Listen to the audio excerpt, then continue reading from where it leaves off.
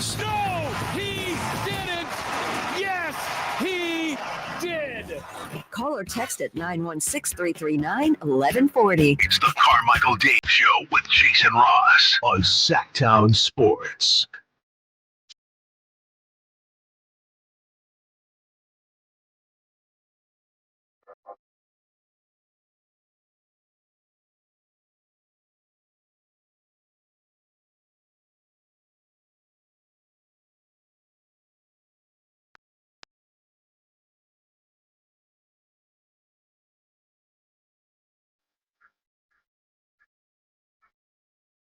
Yeah.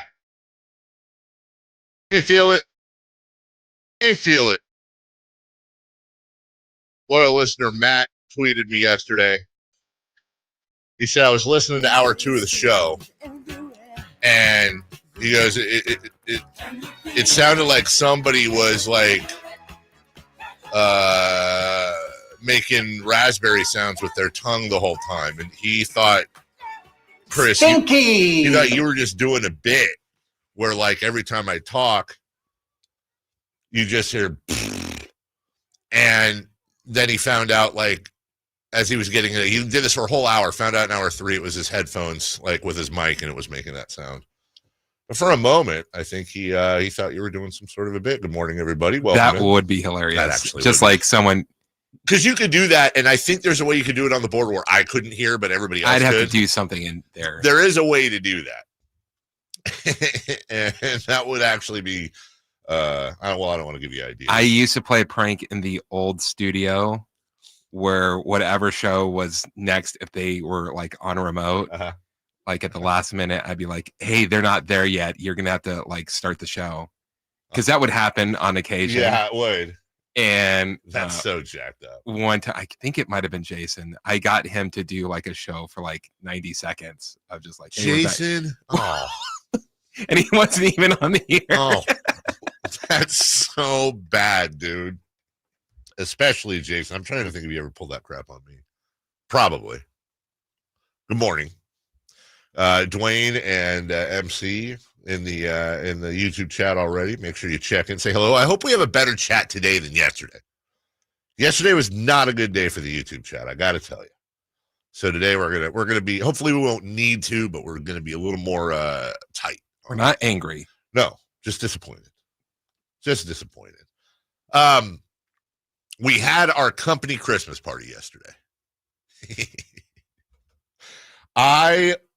Weirdly enough, you wouldn't think so, I love things like that. I do. But not for the reasons That's been like the first one you've been to in like 6 years. Well, I don't think that's accurate, I usually go to the Christmas one. The ones I miss are the ones where it's like, hey, it's birthdays or it's whatever, in the conference room. I try to go to the Christmas, and I'm not going to lie, I really try to go to the Christmas party in part because our big boss has a specific radar as to whether or not I'm there and starts asking me a week, like, you're going to go, right? You're going to go, you're going to go. And, the company puts it on, and it's very nice of them. I don't want to be disrespectful.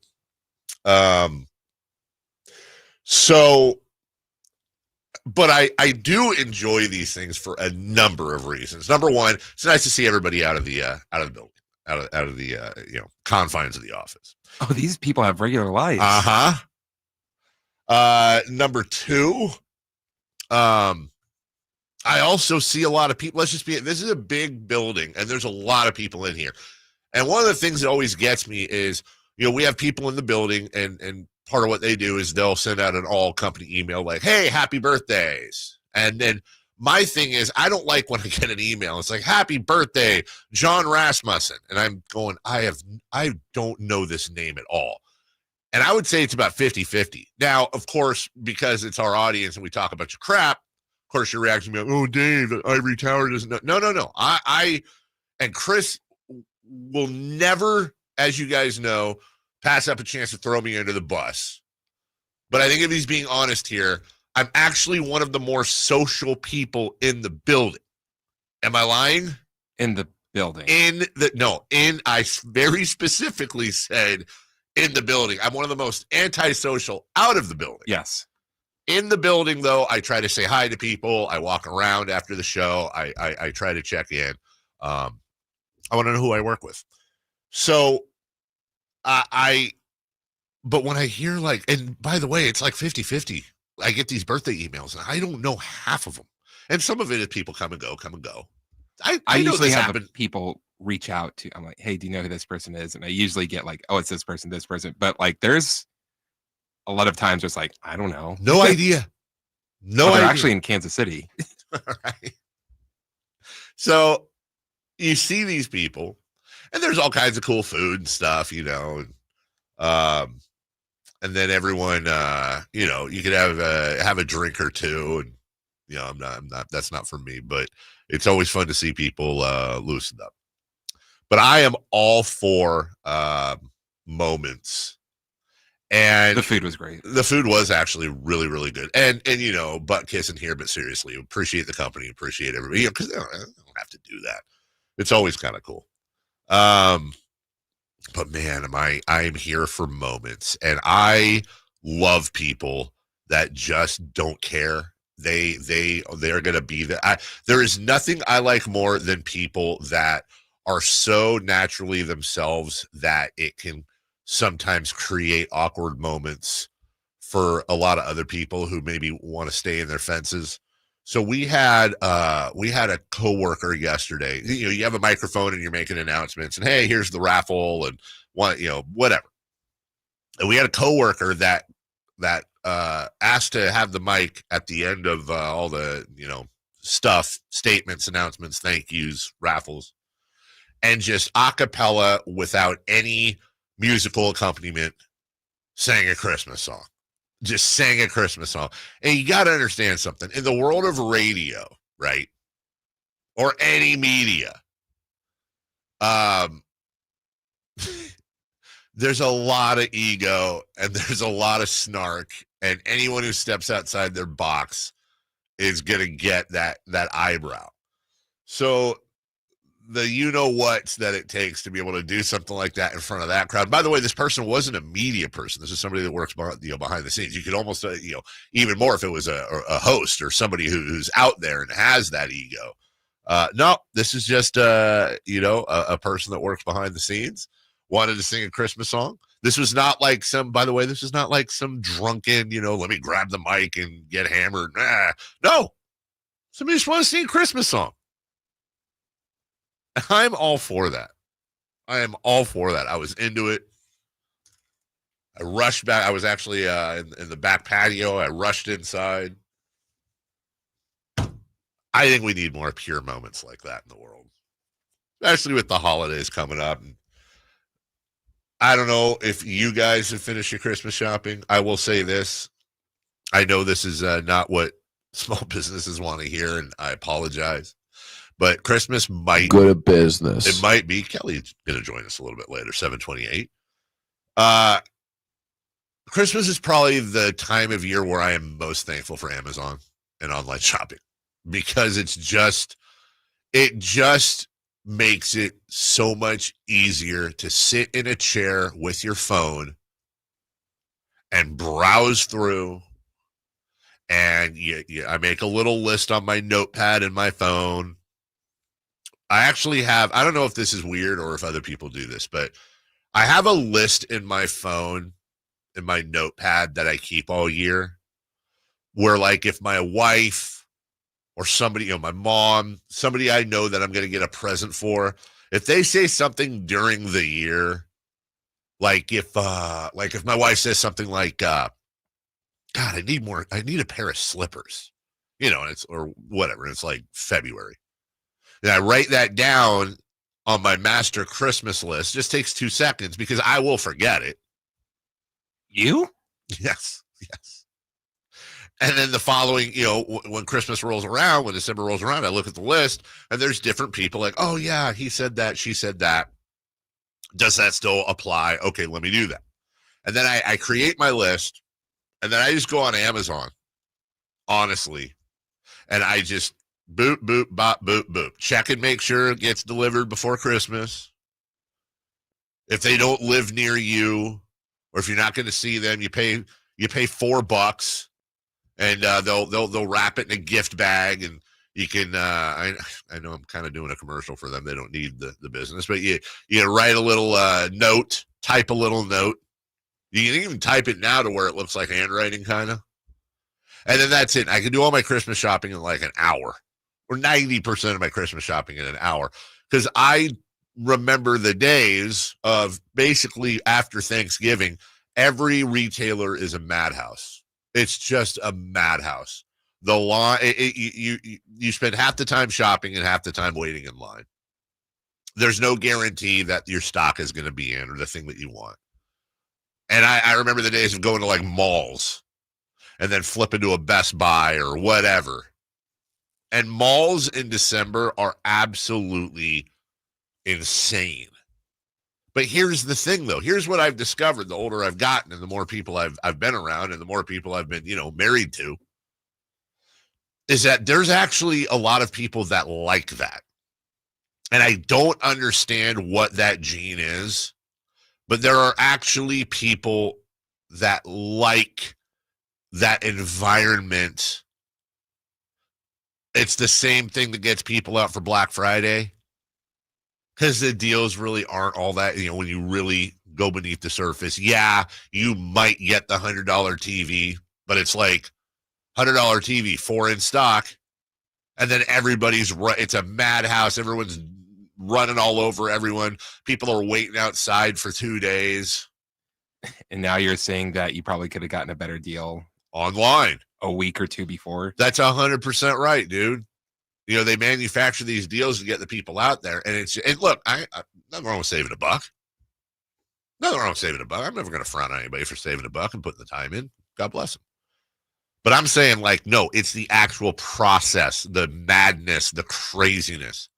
My wife doesn't do it anymore, but she used to do Black Friday, and she'd take my daughter and maybe a friend or two. They wouldn't, like, wait outside for hours, but they'd just go on Black Friday and go through the craziness. And then I think the second craziest day of the year probably, and this is something my mother and my sister used to do religiously, and I never understood it, is December 26th. December 26th. Boxing Day. Insane. Yes, Boxing Day. Which is not a thing here. But, like, I never got that because it was completely normal in my household for my mom, and she got my sister into that as well. It's like you get them gifts, which is great. And then the very next day, they take all the gifts back. Like, I learned very early, you have to include the receipt, because even if they kind of liked it, it's like, well, I could get something better that I want even more, which I always kind of felt was rude. That's why I've never really been a gift card guy. I feel like I get it, and I've come around on it a little bit, but it's also kind of lazy. Like, I don't pay enough attention to you to take a chance on that. So I'm just going to give you a gift card and let you do the work. Now, I've come around on it, and my sister actually turned me around on a little bit, because she's like, why? Think about it. Who's going to know what I want more than me? So just give me the ability to get the thing for me, and it's for you, and I'll do the work. I also against that. Dude, I get it. I'm split. Because I feel like when you're giving a gift to something, it's something I like to give something that someone doesn't know that they want. Yeah, that's the best one. Yeah, to where it's just like it's like, here you go, happy birthday, and it's just like, oh my God, how did you even think about getting something like this? You didn't know you needed this in your life. Yes. The problem is that hitting those home runs is not always a possibility. There's just or you do so well that it's tough to follow match. up. Then there's expectations every year, like, ooh, I can't wait for Chris's gift. And then it's like something dumb one year, and even though it would have normally been a perfectly fine gift, you've built up the whatever. I just always thought, like, I think it's rude. And look, if something doesn't, I think you should always keep the receipt, because if something doesn't fit, if it's a cologne or a perfume they're allergic to, like, there are perfectly acceptable reasons to return stuff, especially sizing. Or, hey, I actually just got a pair of these shoes a month ago. Well, okay, well then, of course, take it back. I don't know I don't have a webcam in your closet, and that would be really weird if I did. So yeah, do your thing.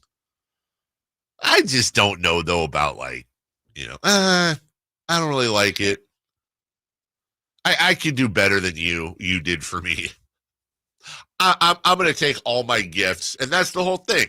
A bunch of gifts in a bag, and then you spend all day going to different stores with receipts.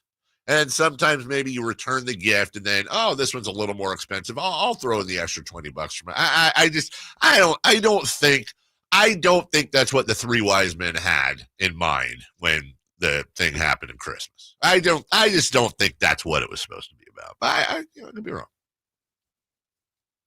Monday will be our last broadcast day through Christmas. We'll be back on Monday, so we'll have some fun Christmas conversations, and we'll do some New Year's stuff too. Jason will return on Thursday, so he'll have some year-end stuff for you as well to look forward to, including, by the way, the show. You can look forward to that. We got a cavalcade of guests. Kelly Brothers will join us at 7:28. Sam, good business. Amick at 8. Dan Roberts. I know I'm shamelessly pumping the poll here. Yeah, I should pause. My apologies. You're right. You got the drops. Dan Roberts, editor-in-chief of Front Office Sports, who kind of weighed in on as a part of this whole what's wrong with the NBA. And we'll talk to him about that conversation and where that's gone. So we will I also someday want to do a white elephant gift exchange with our chat.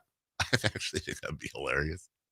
I don't know how we'd pull it off, but I actually think it would be great. And I would end up getting MC every year, and he'd get me and get him like some sort of. I think it would be very interesting to try to come up with a gift for our. That's actually a really good exercise that would only matter to a small group of people listening.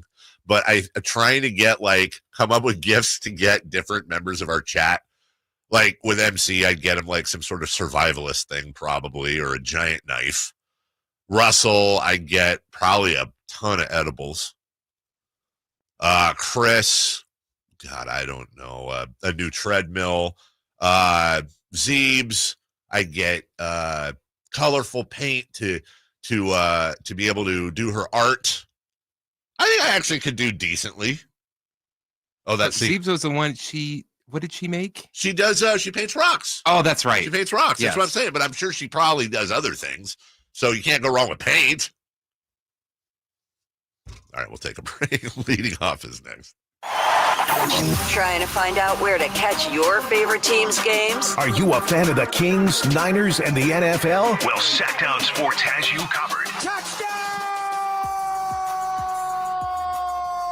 San Francisco! It's all on his shoulders. Fox rocks. He fires for the win. He's got the triple. Catch all your Kings, Niners, and NFL games all year long on Sacktown Sports and SacktownSports.com.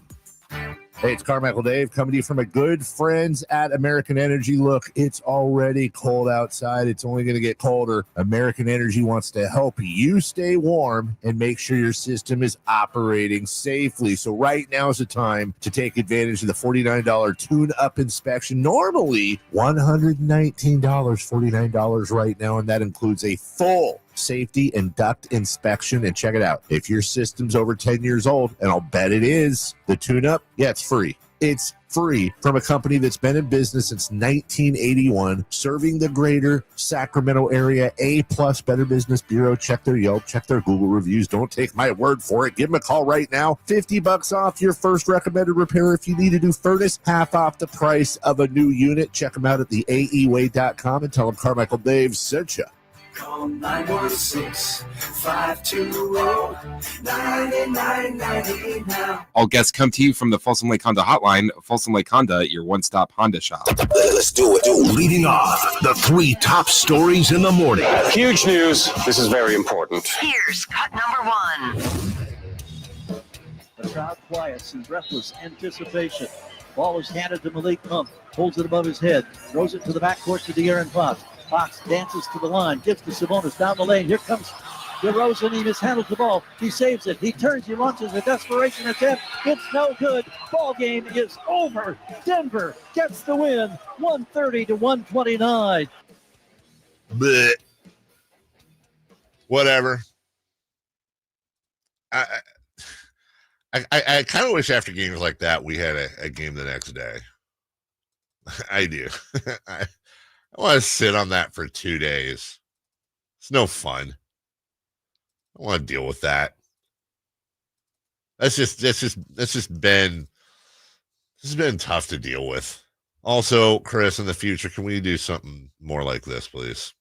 Sacramento ball, 15.2 to go. Harrison with the inbounds to Vazenkov. Back to Harrison, wide open, doesn't shoot it. Swings it out to Keegan, and they'll count down the final 9 seconds in front of a crowd on its feet. A sellout crowd of 18,198 will be savoring a Kings win, and the beam will be lit for the first home court victory of the season. Final score, 132-127 in overtime. There we go. That's more like it. And hopefully we get that again. Well, maybe not necessarily an overtime game, but get a win over the Lakers. So here we go. We got back-to-backs against the hated Lakers, the strongly disliked Lakers. You know what? We're going to talk about this a little bit today, but here's my thing. I think I've cracked the Laker code, because we had this conversation before. Like, is there still a rivalry with the Lakers? Because I mean, it's LeBron, it's Anthony Davis, it's Rui Hachimura, it's like who do we? I understand, like, LeBron's polarizing, and so is AD to a point, but I don't really feel any rivalry towards it. Here's the way the code's cracked on that. I don't think we have any rivalries with the Lakers as a team. I think that's dead right now. Like, who cares? I don't feel any sort of way against. I feel much stronger over the Warriors, the Nuggets, than I do the Lakers. Really? I'm talking about the team. Yeah. But I can't stand the fans. The rivalry is with the fans. The rivalry is with, I want Schmedium wearing, Kobe Bryant jersey wearing, two-fisted, beer-drinking, hammered guy every time the Lakers score, turns around with his beer raised, spilling it all over everyone around him, swearing up and down in front of little kids, and just being generally obnoxious and dumb, which is half that fan base in the building. Do you know who is like the perfect example of that? Is not a Laker fan? I know exactly who, because he's our version of it. No. Halliburton, when he was out, but it was his first game back with the Pacers, and the Pacers were winning. He was the guy turning around to the crowd. Oh, was he really? Oh, yeah. Every time the Pacers scored, he turned around to the fans and was like talking trash. Like, come on, dude. I mean, I think that's part of that wrestling heel he's embraced. But he's not a good heel. You know who I was talking about, right? Our guy? Yeah, dude. I love him, but I think that's the cowboy DNA in him. Yeah, 100%. And I want to say this because it's going to sound so insulting to him, but I don't mean it that way, because I love him. I do. I truly love him. But if you threw him in Staples Center and put a Laker jersey on him, he would fit right in with his mannerisms. He would fit in perfectly. Laker, cowboy, Dodger adjacent. But I know he's an A's guy. Yeah, but he's ours. He's our guy. But I got to call balls and strikes. So the rivalry is with the fan base, really, more than anything, and the fact that you're going to see all those stupid yellow jerseys, all those Shaq and Kobe jerseys, LeBron jerseys. I mean, at least, you know what? If I rolled through and I saw like a Kareem, Worthy, even a Magic, hell, Michael. I think if I was at Golden One Center for a Kings Lakers game and I saw a Michael Cooper jersey, I think I kind of salute. Well, that person's also like 65 years old. Or you know what would be even better is if they were in their 20s, though. I'd be like, look at you. Good for you. Count how many jerseys. If somebody go to a Laker game tonight, I'd love to see a picture. I'd love to see a picture of somebody in a Laker jersey that isn't Shaq, Kobe, LeBron, or Anthony Davis. Trying to think if I'm missing any. Honestly, that would just be impressive to me. And bonus points if they're before 1995. I'd be impressed if I saw a Ron Harper jersey. Absolutely. So would I. You're right. AC green jersey. AC green jersey would be amazing. Michael Thompson jersey, amazing. Byron Scott, great. I would respect that. Anyways, beat their asses tonight. Then you got a 3:00 p.m. Once again with the Lakers, which means that, ladies and gentlemen, LeBron and company are going to be in Sacramento. They arrived yesterday. They're going to be in Sacramento till Saturday night. So that's all day today. That's tonight. They got an off day Friday night, and then another game on Saturday. So I'm sure there will be some sightings. Sutter's Fort. Maybe, I know it's a little cold, maybe some rafting. Candy Sword, Old Sac. I was just going to say Old Sac. Maybe FER out in Carmichael at Ansel Huffman Park. It's a nice walk. Come up with some things for him. A couple movies. Maybe what's that place called where you cook your own food in the oil? They put the oil in front of you, and then they have like the cut up veggies and meat, and you put it on a little skewer and you put it in the oil and it cooks. I don't know. It's not called the hot pot. Someone will know. It's really expensive, but it's fun. All right. Cut number 2, please. Cut number 2. Oh, there it is. All right, my bad. Another snap, and this one is in the books. A Sean and a Shane with a handshake. Melting pot. Thank you, Eric, on the chat. Melting pot. Broncos, Chargers, tonight. Thursday Night Football. It's going to be a good game. I mean, it's a good matchup, I should say. Who knows if it'll be a good game? As we open up week, whatever this is. What is this, week 16? Gonna start getting depressed here in a couple weeks, man. Kurt Rambis. That's kind of a new Laker team.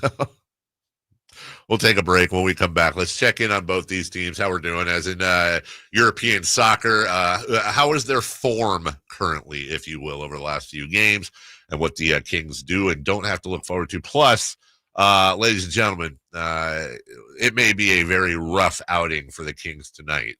Not to bring you down, but we'll tell you what's on the horizon possibly coming up next. Kevin Herter plays here. It's Herter. He's been hot. He fires. He's still hot. Kevin Herter from downtown has a 15-point first quarter. Sacktown Sports is your proud home of the Sacramento Kings. Sacramento weather is brought to you by Folsom Lake Kia. I'm Tamara Berg in the KCRA 3 Weather Center. Prepare for another round of fog for the Thursday morning drive. Expect to have some foggy conditions through about noontime. Some of that fog should lift later in the day with light winds. Highs today will peak in the upper 50s. Get the latest forecast on the KCRA 3 News and the KCRA 3 app. DC here, and if you've been thinking about a new car, don't miss year-end savings at Folsom Lake Kia. Hurry in for low payments and zero-down deals with approved credit. Folsom Lake Kia, over 25 years, right here in Folsom. The holidays can be tough for some, especially if things from your past are still following you around to this day. Now, don't be afraid of your past this upcoming holiday season, as an expungement can help. And that's where the law offices of Jonathan Gonzalez comes in, as he's local and has a great track record. Now that expungement can help you get a job, get your life back in order, and you'll also get your constitutional rights back. He's offering discounts on expungements now through Christmas. Call 916-304-9187. That's 916-304-9187. Ready for winter? Forecasters are already predicting record sick days. Don't become a healthcare statistic. Fight sickness with fitness. Create a daily workout and stick to it. Let the Good Feet store help you meet your workout goals. With Good Feet Arch Supports, the pain in your feet, knees, hips, and back become history. And Good Feet Arch Supports are HSA and FSA eligible. Visit goodfeet.com for an appointment or just stop in. The Good Feet store in Sacramento, Roseville, Vacaville, and in Reno on South Virginia Street. Get year-end pricing during Happy Honda Days at Folsom Lake Honda, your one-stop Honda shop. Folsom Lake Honda is your one-stop Honda shop for great pricing on our entire selection of new CRVs, HRVs, Ridgeline, Civics, and Accords. Plus, with low finance and lease options, now's the time to buy. Hurry in and save during Happy Honda Days at Folsom Lake Honda, or go to folsomlakehonda.com. Folsom Lake Honda, yeah, your one-stop Honda shop. Rock the Bells presents LL Cool J. Live in concert.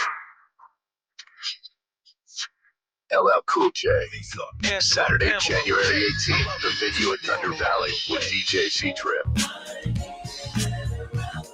LL Cool J. For tickets, visit ThunderValleyResort.com. Don't miss LL Cool J live. With the cooler seasons upon us, Advanced Infusion Center remains focused on your health and comfort. Whether you're dealing with a chronic illness or in need of IV therapy, we provide tailored treatments to meet your unique needs. Our caring team is here to make sure your experience is safe, comfortable, and stress-free. With convenient locations in Sacramento and Yuba and flexible scheduling, you can easily access the care you deserve. Explore Advanced Infusion Therapy today. Visit advancedinfusion.com for compassionate care right where you need it. Welcome back to another exciting game day. Grab your rally towels, throw on your jerseys, cheer, shout, and save on your gas. That's right, sports fans win big on home game days. Score instant savings of 25 cents per gallon on Shell V-Power Nitro Plus Premium Gasoline with the Fuel Rewards program. And that's a victory for you and your tailgate team. Download the app, join the Fuel Rewards program today, and game on. Restrictions apply. Limited time. And participating Shell stations. For more details, visit fuelrewards.com. The most wonderful time of the year has officially begun at Fasteners Inc. Tool Outlet in Sacramento. This is the sale you've been dreaming of, with holiday hits on every aisle. 12 full days of unbeatable prices on only the best Makita products in town, and much, much more. Free batteries with tools, free tools with batteries, and bare tools starting at just $99. So check us out at 6701 Power Inn Road in Sacramento, or shop our Christmas deals online at fastenersinc.net. Fasteners Inc. Tool Outlet. Better tools, better prices.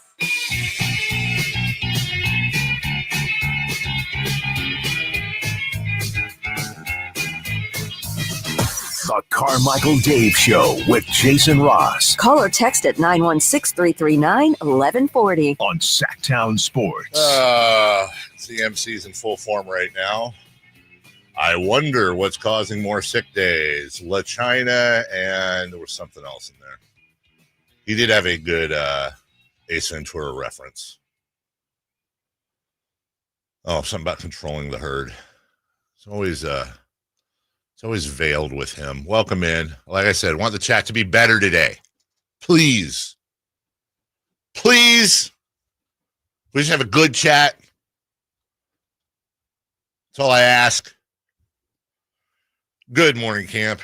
Good morning to all of you. 1-800-920-1140, 916-339-1140 if you want to text. Chris, the Kings may very well be missing both Keegan Murray, who missed last game, and Domantas Sabonis, who, not surprisingly, is having back issues after that big fall. That's one of those things where the fall happened.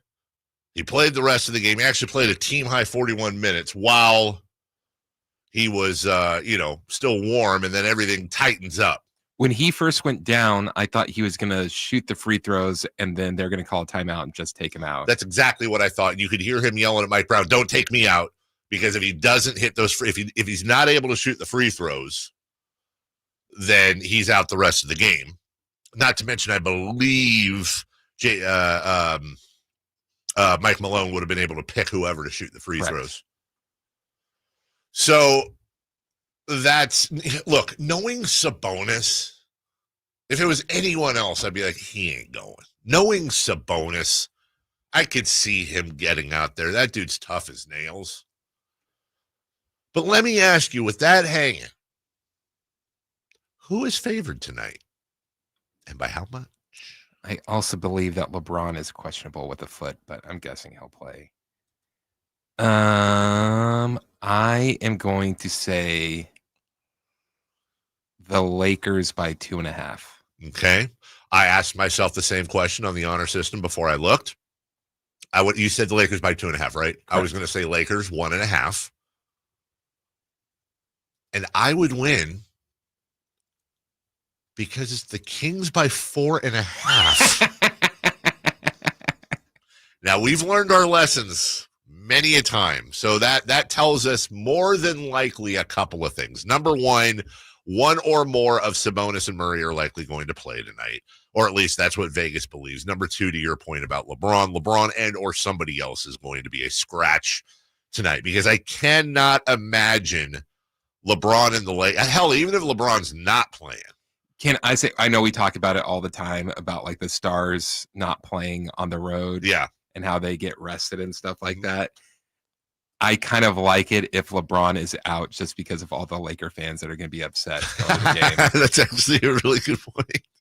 Which is a crappy point we're making, because there's some kid who's been looking forward to this game the whole time. He got these tickets in August for his birthday, and then no LeBron. But whatever, screw you, kid. Move to LA. That's what you get. I feel no sympathy at all. Now, when we look at the form of these teams, let's look at the Lakers, 14-12. And not great form. They have lost 4 of 5, including losses by 19 at the Timberwolves, by 41 in Miami, by 2 in Atlanta. They did beat the Trailblazers by 9, then went back to Minnesota, lost by 10. And then they just good win over the Grizzlies at home, 116-110. That was the last game they played. And in that game, LeBron James did play 34 minutes, had 18 and 8. Anthony Davis had 40. Austin Reeves had 19. As far as the Kings go, it's hard to tell what their form is. Just right on the surface, it's fairly hit or miss. Now, they still have won 4 of 6, with losses by 5 to the Grizzlies and by 1 to the Nuggets. And by 2, then the game before that, they lost by 2 to the Spurs. So by a grand total of 8 points, they have lost 3 of their last, what would that be, 7 games. The 3 losses by a grand total of 8 points. Now, I know ifs and buts and candy and nuts. I do. I'm not, you know me. I'm not trying to be excuse master here. I'm just saying philosophically, God, what if there was 9 points in that mix somewhere? That game against San Antonio was right there. And they lost 127-125. Then you had the win over the Rockets. You went on the road to the Grizzlies. You had the lead much of the game. You were right in there. You lose by 5. Hell, even if they have that loss to the Grizzlies, I say Rockies, and you beat the Nuggets, that means you've won 6 of 7, including 4 in a row, and you have all the momentum in the world. I'm just making a comment that it's amazing what a few extra points here and there could do when it's that close. But that's not what happened. And instead, the Sacramento Kings are coming off this loss to the Nuggets. Now, here's what I will be looking for. Number 1, if Murray and or Sabonis are out, let's see what lineup Mike Brown trots out there. I'm going to have a heavy eye on what lineup he trots out there. I really, really, really, if they're out, I really would like to see a Keon Ellis in the lineup. No offense to Keegan Murray, but it's a far bigger loss if Sabonis is out for so many reasons. If Sabonis is out, I don't know what happens. Now, there is a thought that Trey Lyles may play tonight, but asking Trey Lyles to come right off rehab and everything he's been doing for his injury, and he's had injury issues, and throwing him in the starting lineup and asking him to put up 30-plus minutes, that's a big ask. So you're looking at most likely, although again, it's Mike Brown, Alex Len as your starter. I'll tell you what I would do. If Keegan Murray, if Keegan Murray and Domantas Sabonis are out, I would go with the following lineup and just see what happens. I would go Fox, Ellis, Monk, DeRozan, Isaac Jones. Give 6'9" Isaac Jones a chance. Now, that is 100% a very small lineup. But the Golden State Warriors won championships with 6'9" Draymond Green at center. I get it. Isaac Jones isn't Draymond Green. I'm saying it's not impossible. You're going to be quicker. You're going to be faster. You're going to be more athletic. That's a hell of a defensive. Well, it's a decent enough defensive lineup. And then obviously you're going to have to see real quick if Anthony Davis is getting all kinds of mismatches down low and just chewing up Isaac Jones. You're going to have to figure something out. I would just like to see how that would work. And I would mix in, I would definitely give minutes to Jay Crowder. Trey Lyles also 6'9", so I'd probably run Lyles and Isaac Jones. And if Lyles had been healthy, I probably would start him at the 5. This is, again, if Sabonis is out. But I'd love to see what that lineup does. Scrappy, athletic, in the passing lanes, disruptive. But I think we both know it'll be McDermott and Len. No offense to them, but we'll see. We'll see what Mike Brown does. When we come back, let's go around the NFL. We got some audio for you. Also, the Penix Cousins situation and a Debo stat that ain't pretty, ladies and gentlemen. We'll get to that next. You never know what you might hear when listening to a Sacramento Kings game. Out of Keegan, going for another triple. Man, is he feeling it. Keegan, can he do it? Yes, there's number 11, Keegan Murray. Keegan steps back. He just knocked down his 12th three-pointer, a Kings franchise record. He's got 45 points. Never miss a moment of Sacramento Kings basketball with Sacktown Sports and the Sacktown Sports app.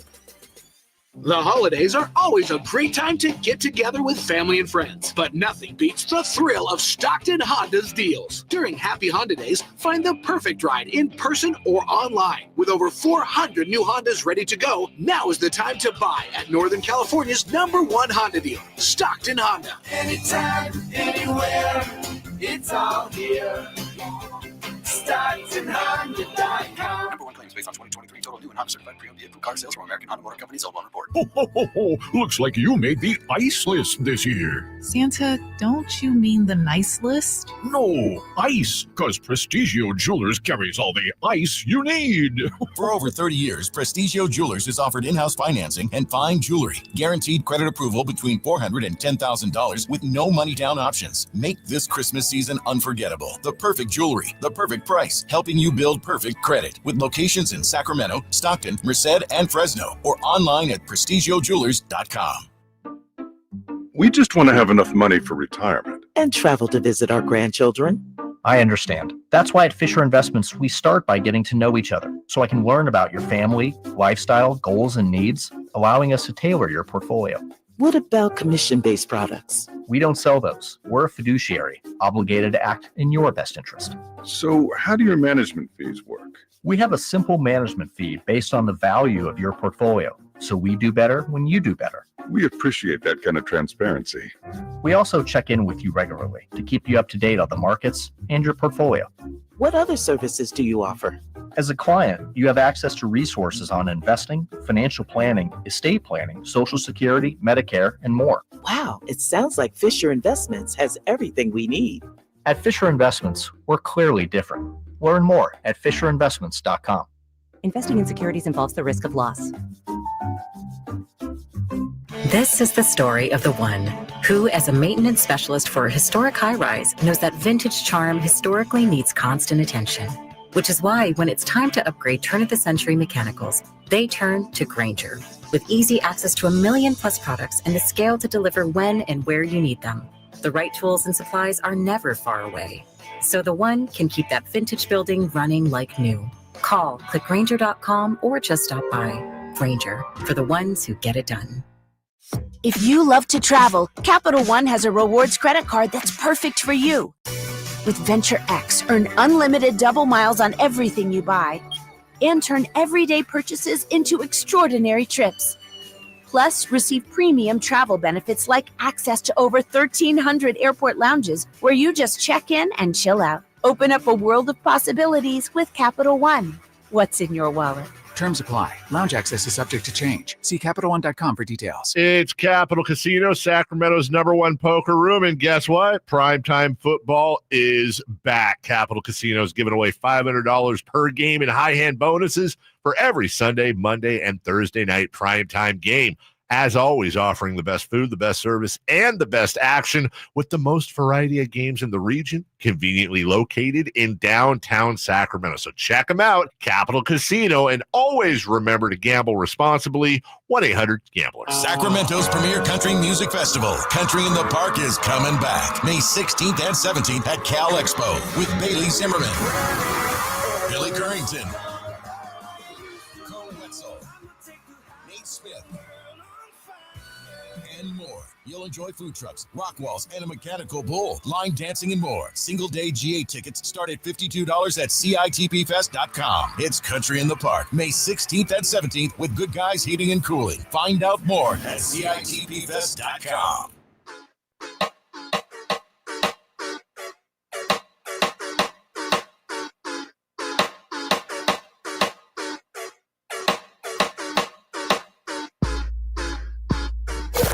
Waking you up with the best in local sports. They just make it interesting, you know? It's the Carmichael Dave Show with Jason Ross on Sacktown Sports. Welcome back. Let's see something here.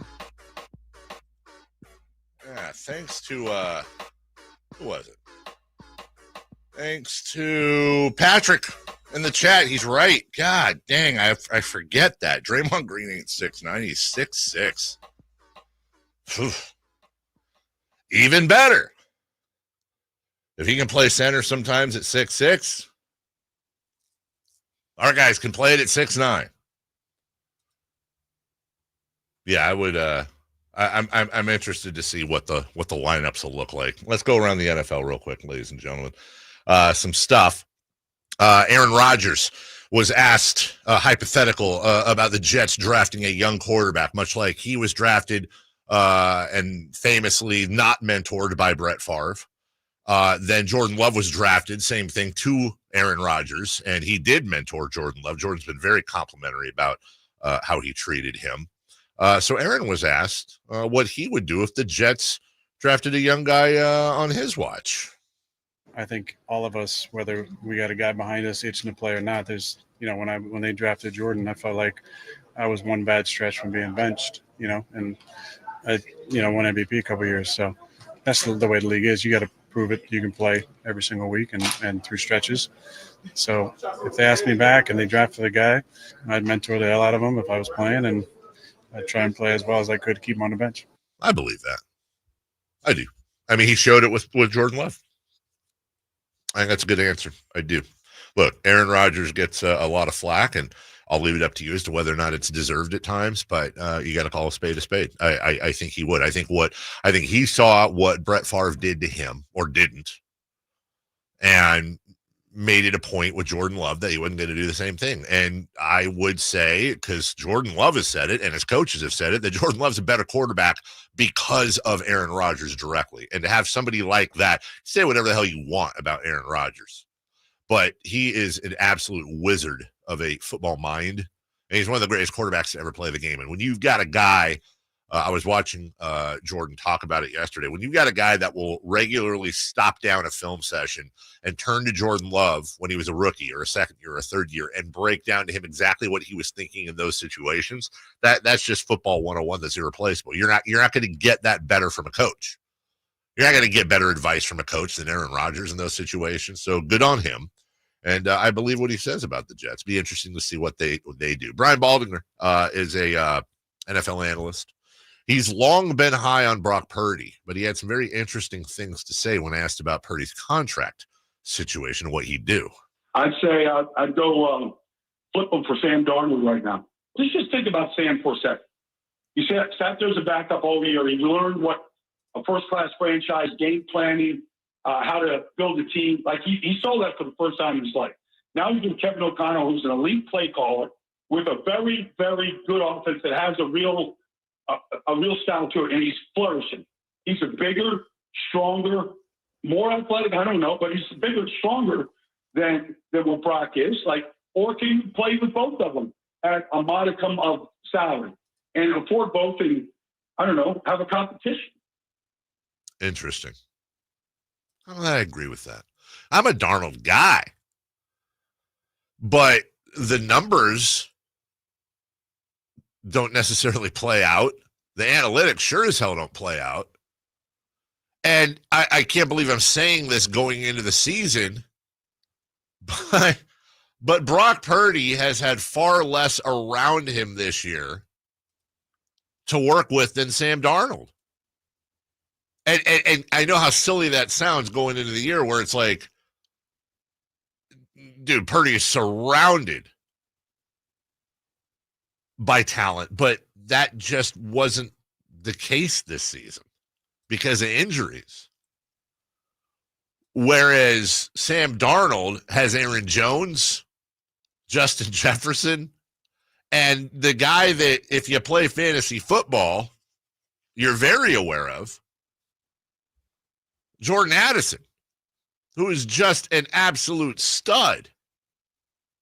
That's more than Purdy's had to work with this year, and their numbers aren't that far off. Jordan Addison's sitting on 51 catches for almost 800 yards and I think 7 touchdowns, but he has come on quite a bit. And at 22 years old is looking like a super stud in the making.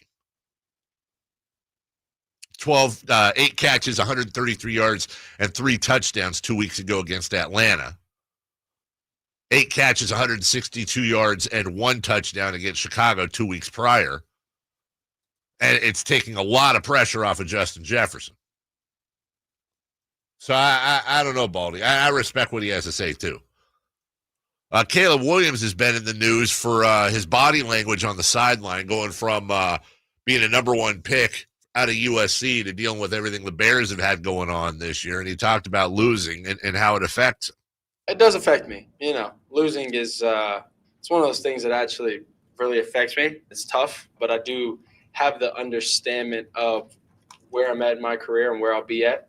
Having that understanding is important for me, myself internally. Did he say understandment? I mean, I'm kind of here. Understandment. I'm kind of here for that. Let me make sure. It does affect me. Losing is it's one of those things that actually really affects me. It's tough, but I do have the understanding. That's understandment. He said it twice. I'm trying to think of how to use it differently in a different. Well, I think he's substituting it for understanding. So, hey, Chris, tell you what. Next week, let's leave Monday and let's agree to leave Monday an hour early. And you say yes, and then I say we've come to an understanding. We have come to an understanding. We have come to an understanding. I think I might work that in. Understandment is my word of the day.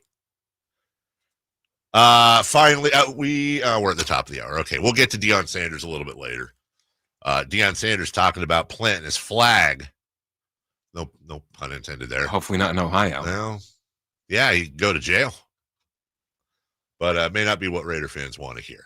Who knows? We'll take a break. When we come back, Coach Mike Brown had some comments, and he definitely directed them not so subtly towards De'Aaron Fox. We'll break that down today, starting next. The only place you'll find Kevin Herter is Sacktown Sports. Herter's open, steps into 3. He's got the triple. Hey, Sacramento, it's Kevin Herter, and you're listening to the home of the Sacramento Kings, Sacktown Sports. Your local sports leader. Powered engines running like new? Stable's proprietary formulas are proven by third-party testing to outperform the competition in keeping fuel fresh, preventing corrosion, and cleaning the entire fuel system. With Stable, you can have confidence you are doing the right thing for your engine's long-term health. Just pour into your gas can or fuel tank, then top off with fresh fuel. At every fill-up or when you store, Start with Stable. Available where fuel additives are sold. Lowe's knows how to help you save time and money, no matter the job. That's why we can deliver supplies to your job site as soon as same day, so you have more time to get the job done. Because when you need it fast, we've got you covered. Lowe's knows pros. Valid on eligible in-stock orders and select zip codes placed by 2 p.m. for same-day delivery by 8 p.m. Subject to driver availability. Fees vary based on purchase. More terms apply. See Lowe's.com/same-day delivery for details. Did you know that replacing garage doors is the biggest return on investment homeowners can get on improvements? Jason Ross here, and let me tell you about the Overhead Door Company of Sacramento, a family-owned and operated company with third-generation owners that's been in business for 71 years right here in Sacramento. With new garage doors from Overhead Door Company of Sacramento, you'll not only get the wow factor, but you'll also know that you're working with a well-respected and proven company. Residential and commercial, brand new garage doors, or repairs to existing doors, they do it all. Take advantage of their free at-home estimates on new garage doors or check out the showroom with no appointment needed. And while you're at it, mention me, Jason Ross, or Sacktown Sports and receive $100 off a new garage door paired with a new garage door opener. Check out their website at ohdsac.com or call them at 916-421-3747. Overhead Door Company of Sacramento, the genuine, the original overhead door. Always look for the red ribbon logo. Thunder, feel the thunder. It ignites something inside of you. Lightning and the thunder. Sets alight an elevated state of being. Days are pure exhilaration. And the nights, they're simply electric. See it, hear it, feel it. Thunder, feel the thunder.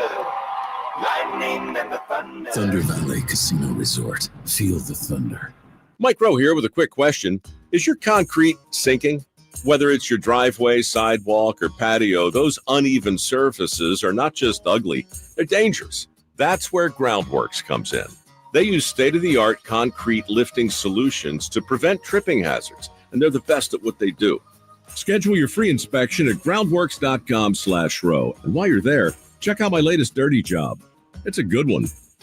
Licensed in all states where work is performed. See website for details. Finally, an easy way to find home improvement contractors. Just visit subcontractorsunited.com and simplify your search for home services professionals. From cabinets to windows, roofing to plumbing, Subcontractors United is an easy, simple way to find and hire a home improvement contractor. And you never have to give up personal information. So no harassing phone calls like you get from those other websites. Subcontractorsunited.com is sponsored by D&D Cabinets and Savage Design. Seasons change, but if you hope to stay healthy, your body needs to stay active year-round, whether that's in the gym or on the trail or at work, and that's where the Good Feet store can help. Good Feet's personalized arch support system supports all 4 arches, relieving pain in your feet, knees, hips, and back. And Good Feet arch supports are HSA and FSA eligible. Visit goodfeet.com for an appointment or stop in for a free fitting. The Good Feet store in Sacramento, Roseville, Vacaville, and in Reno on South Virginia Street. Hey, it's time to open up your calendar app for some incredible live events coming your way. This is the Sacktown Sports Live Events Calendar, bringing you the hottest shows in town. Kick off 2025 with country superstars Dylan Scott and Jackson Dean. They're hitting the stage at Thunder Valley on January 10th for a night of hot country hits. Again on January 11th, laugh until your sides hurt with comedy legend Bill Engvall. He's performing live at Thunder Valley, a show you won't want to miss. And the one and only Justin Timberlake is bringing electrifying energy to the Golden One Center on January 15th. This is your chance to see an icon in action. For a more intimate vibe, catch Bryce Vine at Ace of Spades on January 25th. It'll be an unforgettable night of alternative hip-hop. And finally, looking ahead to February 20th, Old 60 lights up Ace of Spades with their unique blend of rock and soul. Get your tickets now because these shows will sell out fast. For details and updates, visit sacktownsports.com. And stay tuned. This is your ticket to the best live entertainment in the 916, the Sacktown Sports Live Events Calendar.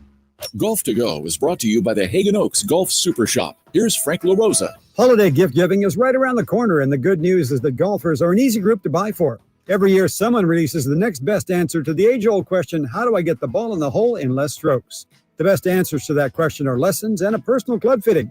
Now, you don't have to shell out $500 for a new driver. Your golfer will be thrilled to receive less expensive gifts like a golf glove or a woolen cap or a rain hat for winter play, or maybe a stocking stuffer like new golf spikes. You can't have enough golf balls, but golfers like to play a certain brand, so check the golf bag for clues.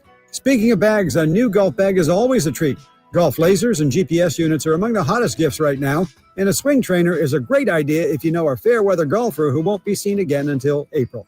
Gift certificates always work for play, for lessons, or for anything else your golfer won't purchase for themselves. Check with your local pro shop or PGA professional. They can help you decide the right gift for your golfer. That's your Golf to Go. I'm Frank LaRosa. All guests come to you from the Folsom Lake Honda Hotline. Folsom Lake Honda, your one-stop Honda shop. KHDK HD1 Sacramento, KYMX HD3 Sacramento. From the Power Business Technology Toshiba Studios. Sacktown Sports, 1140.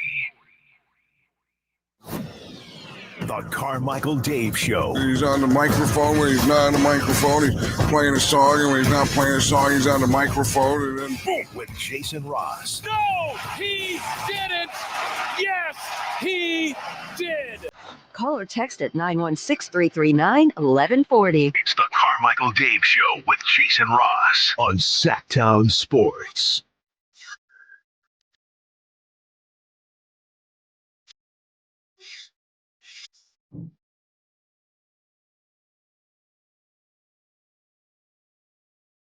All right, now there's a controversy started by MC in the chat. Is understandment actually a word? He says it is. Camp's backing him up. I'm looking it up. I just looked up. Is understandment a word? In bold letters up top, not a word. So are we getting alternate definitions? Understandment is not a word in the English language. The word most closely resembling understandment is understanding. Understanding is a noun that means a mental grasp or a comprehension. By the way, I'm not ripping Caleb at all. I say we petition Webster, Manuel Lewis, try to get that sucker in. I'm fine with I love creating new words.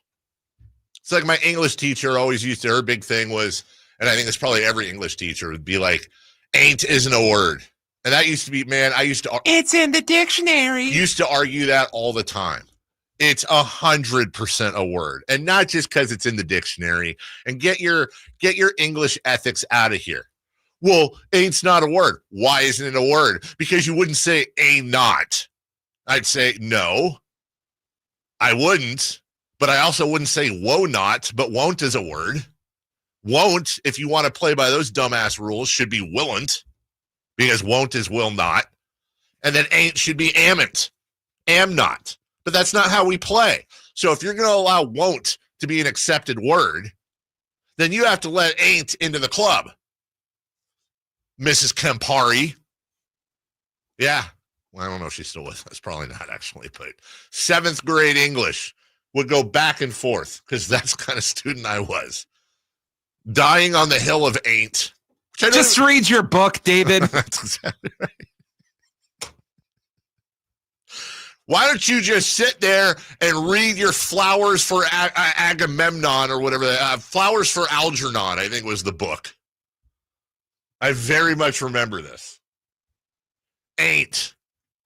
I'm here to tell you ain't is a word, and I'll take on all comers. I will die on that hill. I don't use it that often. But get out of here with your rules that are garbage. I said something else. Coach Michael Brown. He's he's speaking. And I want to go back to yesterday. I want to go back to the De'Aaron Fox Draymond Green conversation because I want to set this up a little bit. This is them talking a little bit about Mike Brown and what it's like to be coached by him, both of them. What's the wildest thing you've seen from Mike Brown as a coach? And then, Jay, that question is for you, too. I would say it's the clip that everybody saw when he was talking about turn on the Jets. I'm like, bro, I hope, when he started running, I'm like, I hope he don't tear something. I just hope something don't pop.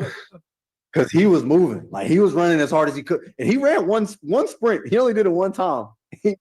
Bullets just start coming down his forehead. But but like that was his first training camp with us. And he set the tone. He definitely there was a previous example or previous conversation to that or maybe it was right after that, where Draymond said something like, and I don't know if it's included in this clip, but said, I really wonder how you guys have struggled on defense so much, because Mike's a defensive guru. He was with us and he's obsessed with defense. And Fox had an answer for that as well. It was a good question by Draymond. He lost whatever hair he had left, wherever it is. Obviously I think personnel is a thing. Like, we're one of those smaller teams. Obviously we have a legit shot blocker. So like, you're fighting against kind of construction. Like, you can't, obviously you're only as good as your personnel a lot of the time. So for us, we throw out different things and different looks, try to, muck the game up, try to change the way that people see us. I might guard somebody, then Keegan might guard somebody, then Keon might guard somebody. But I think he's making do with what, he's got. And we've been better defensively this year. I think we were like 11 for a while, and then we had a bad stretch, drops like 20. I think we're hovering around like 14, 15 right now. But obviously he one day he comes up to me, he's like, hands me a paper. I'm like, what the f is this? And it showed the past 20 champions, what they ranked, what they were rated in defense in the regular season, what they were rated in defense in the playoffs. And I think the worst was like the 02 Lakers that were like 20th, I think, during the season. But then they were the number one defensive team in the playoffs. But this is after they already won a championship, so they knew what it was like. So they just the regular season, in the playoffs, they could flip that switch. And he's like, that's the only team that wasn't in the top 10 that won a championship that year. So he's trying to make it work. And he, as me as the leader and the head of the snake, and a lot of times I'm the guy picking up or the point of attack defender. He's like, this is what we have to get to if we want to win. Our offense can be as good as it can be, but until we go out there consistently, can guard somebody, we're not gonna win. Okay, I think that's important context. By the way, I love the fact that Fox knows where their defensive rating is, which means he's either checking it or the coaches are making sure they know it. I did like hearing that there's awareness there. And I think that's important context for yesterday. Remember, this podcast happened the day before yesterday. It's important context for yesterday because then Mike Brown started talking. He said a number of things, but this was the one we caught that stood out on De'Aaron Fox and his need to step up a bit on that end. Yeah, the reality of it is it starts with me, it ends with me, but Fox has to step up. He's a great player on the verge of being a superstar. And there are those guys, and there are the superstars that win at a high level. And part of his responsibility, starting with him, now that doesn't excuse Domantas, that doesn't excuse DeMar, that doesn't excuse Malik, and even Keegan at a young age, doesn't excuse everybody. But you have a lot of responsibility if you're that guy, and he's that guy. And he can't be a part of not being locked in. And he for damn sure can't be a part of letting it go if we're not as a team. And so the pressure is on me and the pressure is on him to go get it done.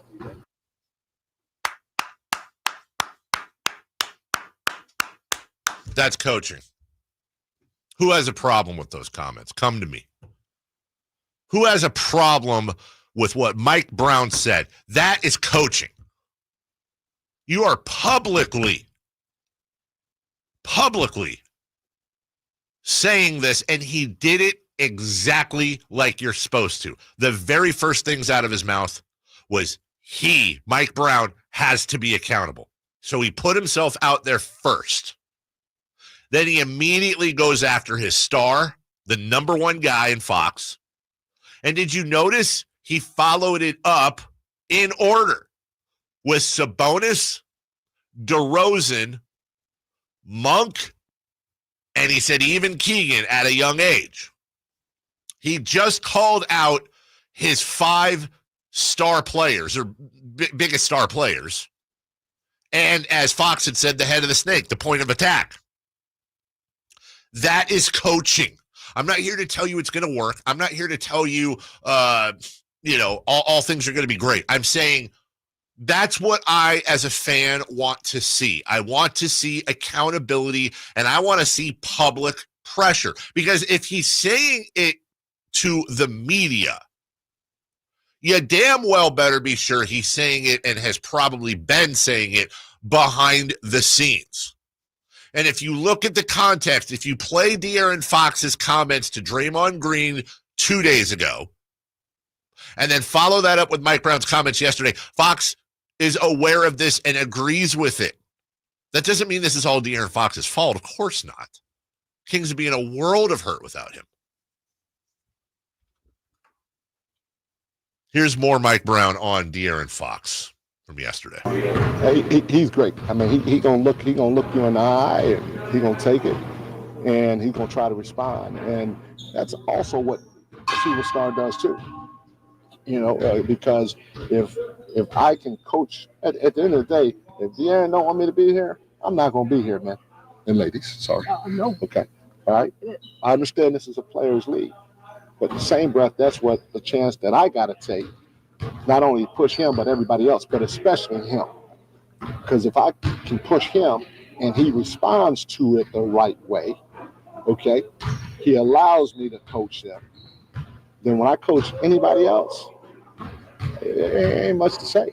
Because I'm going at him more than I'm going at the other 16, 17 players on the team. That's right. And that is something that is universal with the best coaches, whether it's Phil Jackson, whether it's Bill Belichick, you name the coach. You've heard stories of them talking to their players behind the scenes and the players saying, hey, come after me. Because if everyone else sees you coming after me, that means you can go after them too.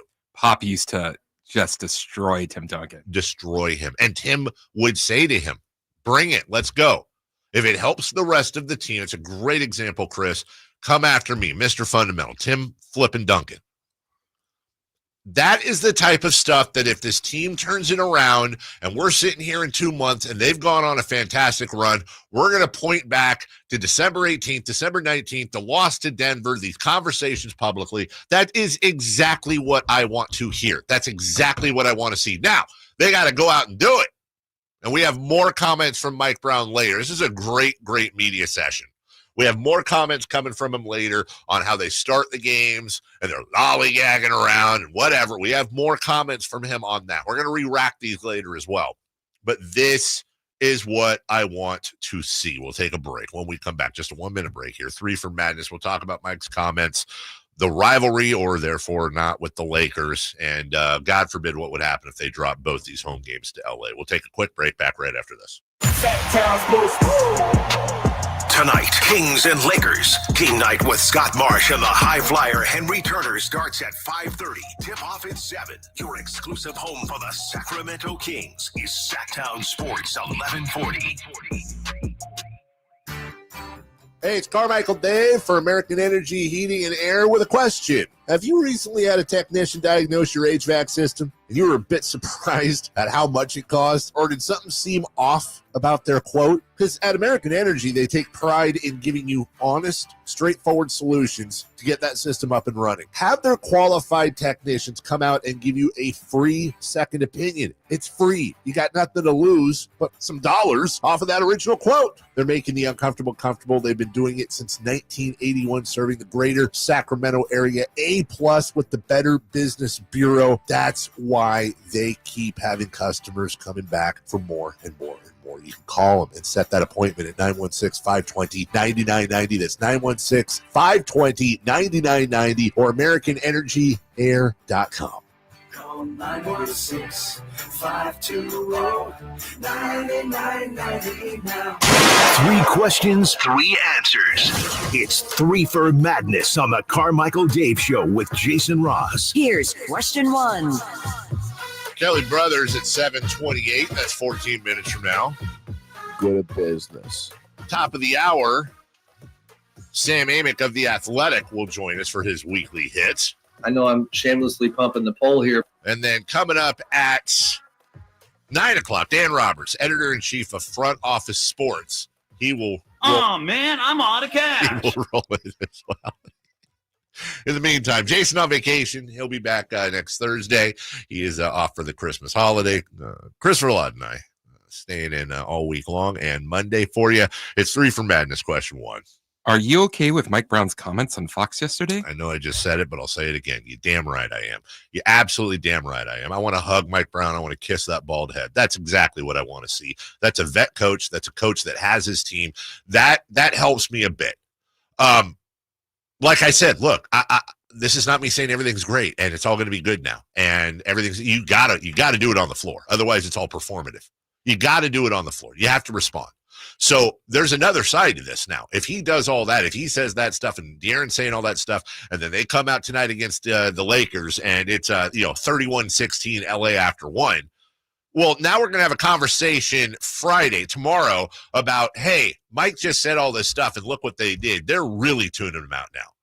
So I'm not going to leave that part out, that this has the potential to fall flat on his face. But look, dude, if you're going to go down swinging. This is not Mike Brown calling people out in the negative way. This is not, oh, man, if it starts in the media, that's a bad thing. No, this is a coach that knows his team, that knows his players, that has his players respect, that is respected around the league, and who is telling the truth and saying things that we've been saying. Doesn't mean it's De'Aaron's fault. It means, look, dude, you're the guy, and you could be even better. You have a chance to have a first ballot Hall of Fame legendary career with at least 1, if not 2 more max contracts. The potential to have lifetime earnings somewhere in the neighborhood of probably a $500 million or more. But screw the money. Fill your potential up. And I think, as I've said it before, De'Aaron Fox's ceiling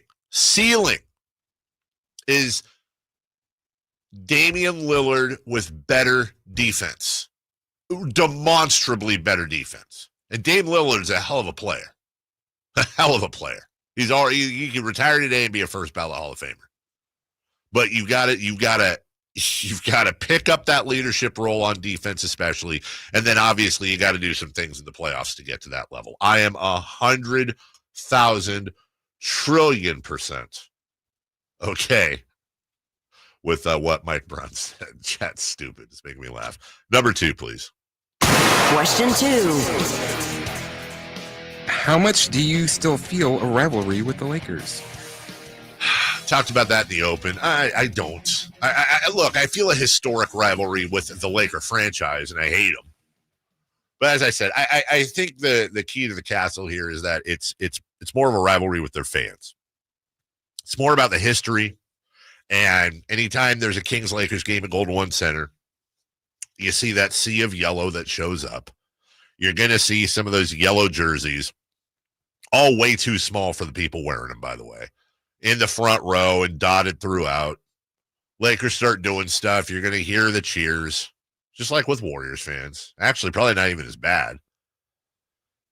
I think the rivalry is more with the fans and the history. I just don't feel a rivalry. There's nobody on this team that there's nobody on this team that I go, ugh, I hate that guy. Now, some people might feel some sort of way about LeBron. I get that. But Austin Reeves, Max Christie, Rui Hachimura. Who hates Rui Hachimura?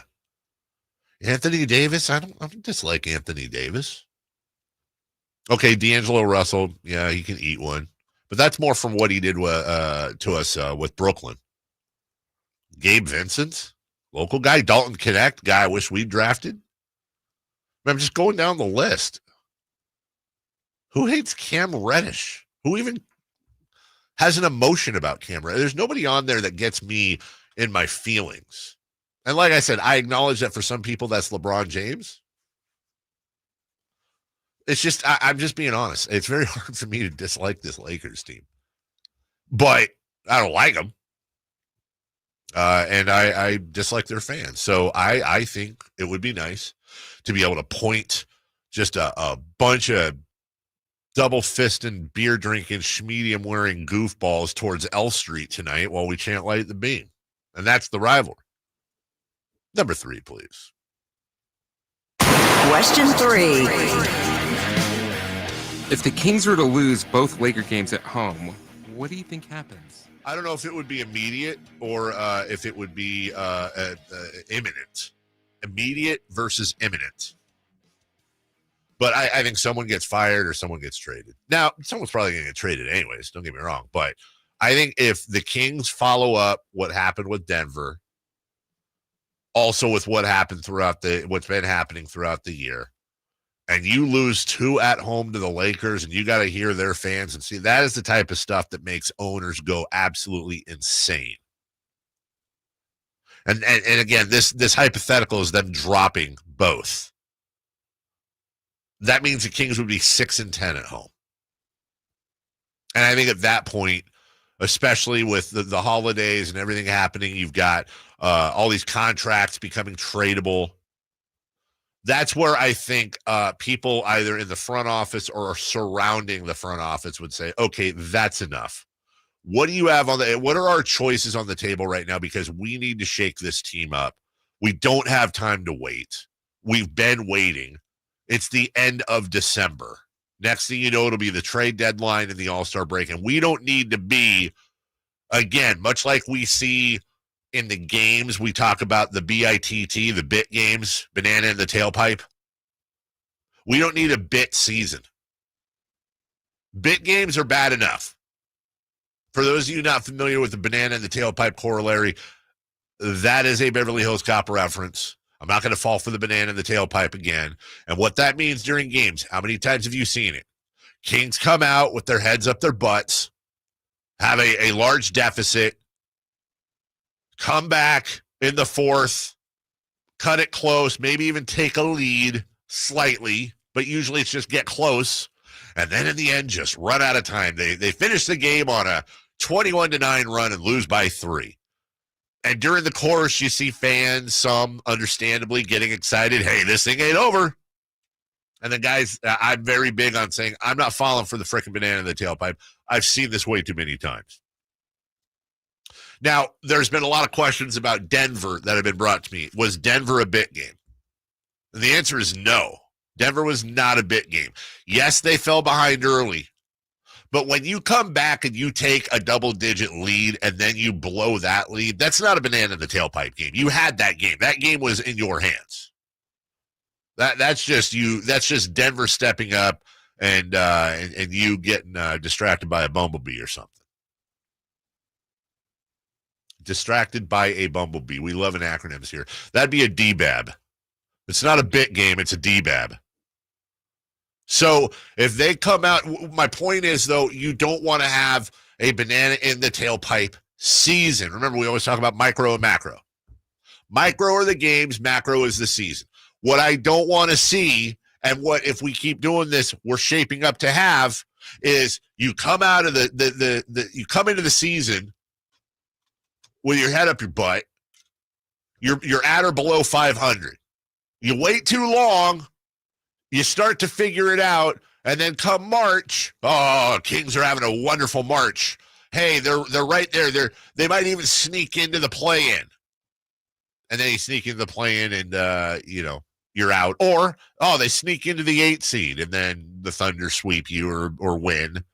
And then we're sitting here saying, yeah, they did come back and they made the play-in or they made the playoffs. But the other part of that story is, had they not had their head up their butts for the first half of the season, they wouldn't be playing the Thunder in the first round.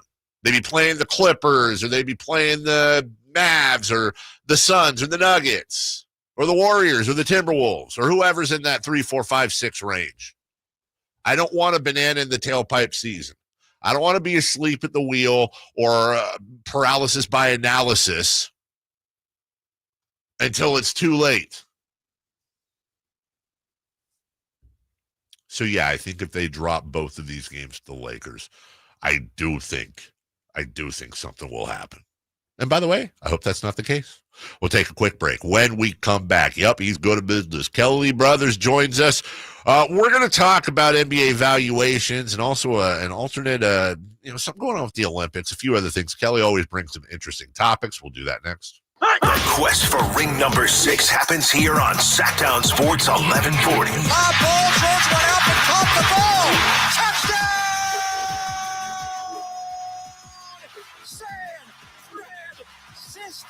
Listen on Sacktown Sports for all the 49ers action. Jennings went up and took it away. What a catch by JJ.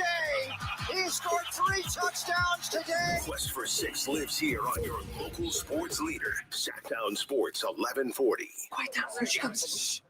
Surprise! Your accountant just emailed to say your quarterly taxes are way higher than you were expecting. At Progressive, we know small business owners don't usually like surprises because they cost you money. But a good surprise that could save you money? Getting discounts with a commercial auto quote from Progressive. Also, your favorite employee is leaving. They're going to pursue their dream of being a veterinarian. Surprise yourself. See if you can save in as little as 7 minutes at ProgressiveCommercial.com. Progressive Casualty Insurance Company and Affiliates. Discounts not available in all states or situations. Oh, by the way, Ivan's no longer on the project. His wife got a new job, so they're moving across the country. Robin's top researcher is deviating to a new market. This isn't standard. And now we're short-staffed. Who's going to finish all these projects? She needs a cluster of new data analysts, and there's no margin for error. I need Indeed. Indeed you do. Put our matching platform to work so you can spend less time searching and more time connecting with talented candidates. Visit Indeed.com/credit and get $75 towards your first sponsored job. Terms and conditions apply. So right now may be the perfect time for you to rethink how you pay for health care. And here's why. This time of year is decision time for a lot of people, but it's also when you can join MediShare and save even more than usual. For many families, joining MediShare means saving about $500 a month, which is a game changer for a lot of people, obviously. But what's more, MediShare members like it a lot. Their satisfaction rate is 98%. Imagine that. And MediShare is a proven thing, too, for over 30 years. It's a Christian community of hundreds of thousands of people now. And here's the thing. If you join before December 31st and you mention the promo code SHARE, they'll waive your application fee. So you save even more right off the bat. I'll give you the number here in a second, but just call and you'll get a price within 2 minutes. And again, the deadline is December 31st. So call now and you'll save even more. Here's the number, 877-26-BIBLE. That's 877-26-BIBLE, 877-26-BIBLE. Every rose has its thorn. Get ready for rock legend Bret Michaels, bringing his unforgettable show to the Nugget Casino Resort in Reno on December 28th. Experience all the hits, all the energy with the iconic voice of Bret Michaels.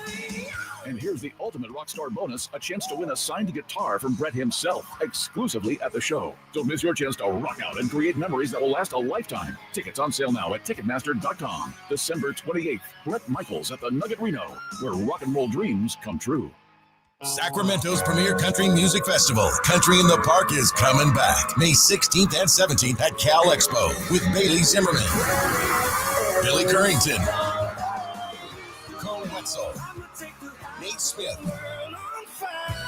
and more. You'll enjoy food trucks, rock walls, and a mechanical bull, line dancing, and more. Single-day GA tickets start at $52 at CITPFest.com. It's Country in the Park, May 16th and 17th with Good Guys Heating and Cooling. Find out more at CITPFest.com.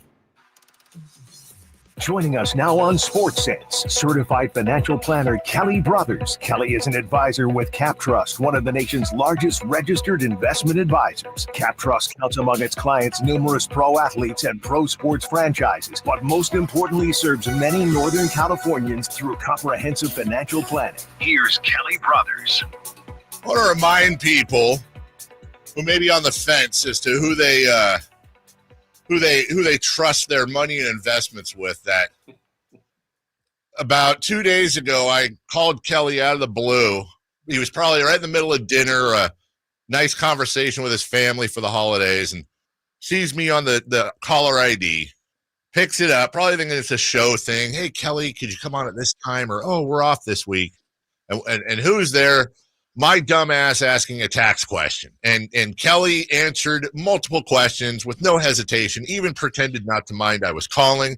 That's the kind of service you get, by the way. And I don't even pay the guy. So thank you, Kelly. Welcome in. Good morning. Pass the potatoes. Yes, IRS regulation 27-3, Dave says, no, it was my pleasure, my friend, my pleasure. Well, I can tell you an account you'd love. would be any of these NBA owners, as we saw Sportico's valuations on teams. I want to especially look at the NBA, specifically the Sacramento Kings. We saw the Warriors cross the $9 billion threshold, but the Kings, I believe, increased year on year. I think it was 14%, which is somewhere around $700 to $800 million. 19%. 19. Man. And I say good for them, Kelly. They stepped up. They wrote the check. They saved the team. Make your money. But my goodness. Yeah, to give everyone context there, so they bought the team for $534 million. A then record. Yeah, then record in 2013, I believe it was.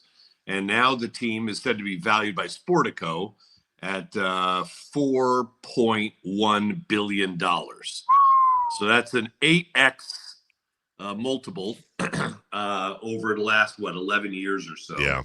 And that's interesting. I mean, I love the fact that we're in the top half of the NBA. I love the fact that our so-called small market team is ahead of Atlanta, Denver, DC, Cleveland. I love all that. I also love it because if Vivek and his group can build wealth like this, build value into a franchise, that has to be a good news as they seek a Major League Baseball franchise in the future. It has to be.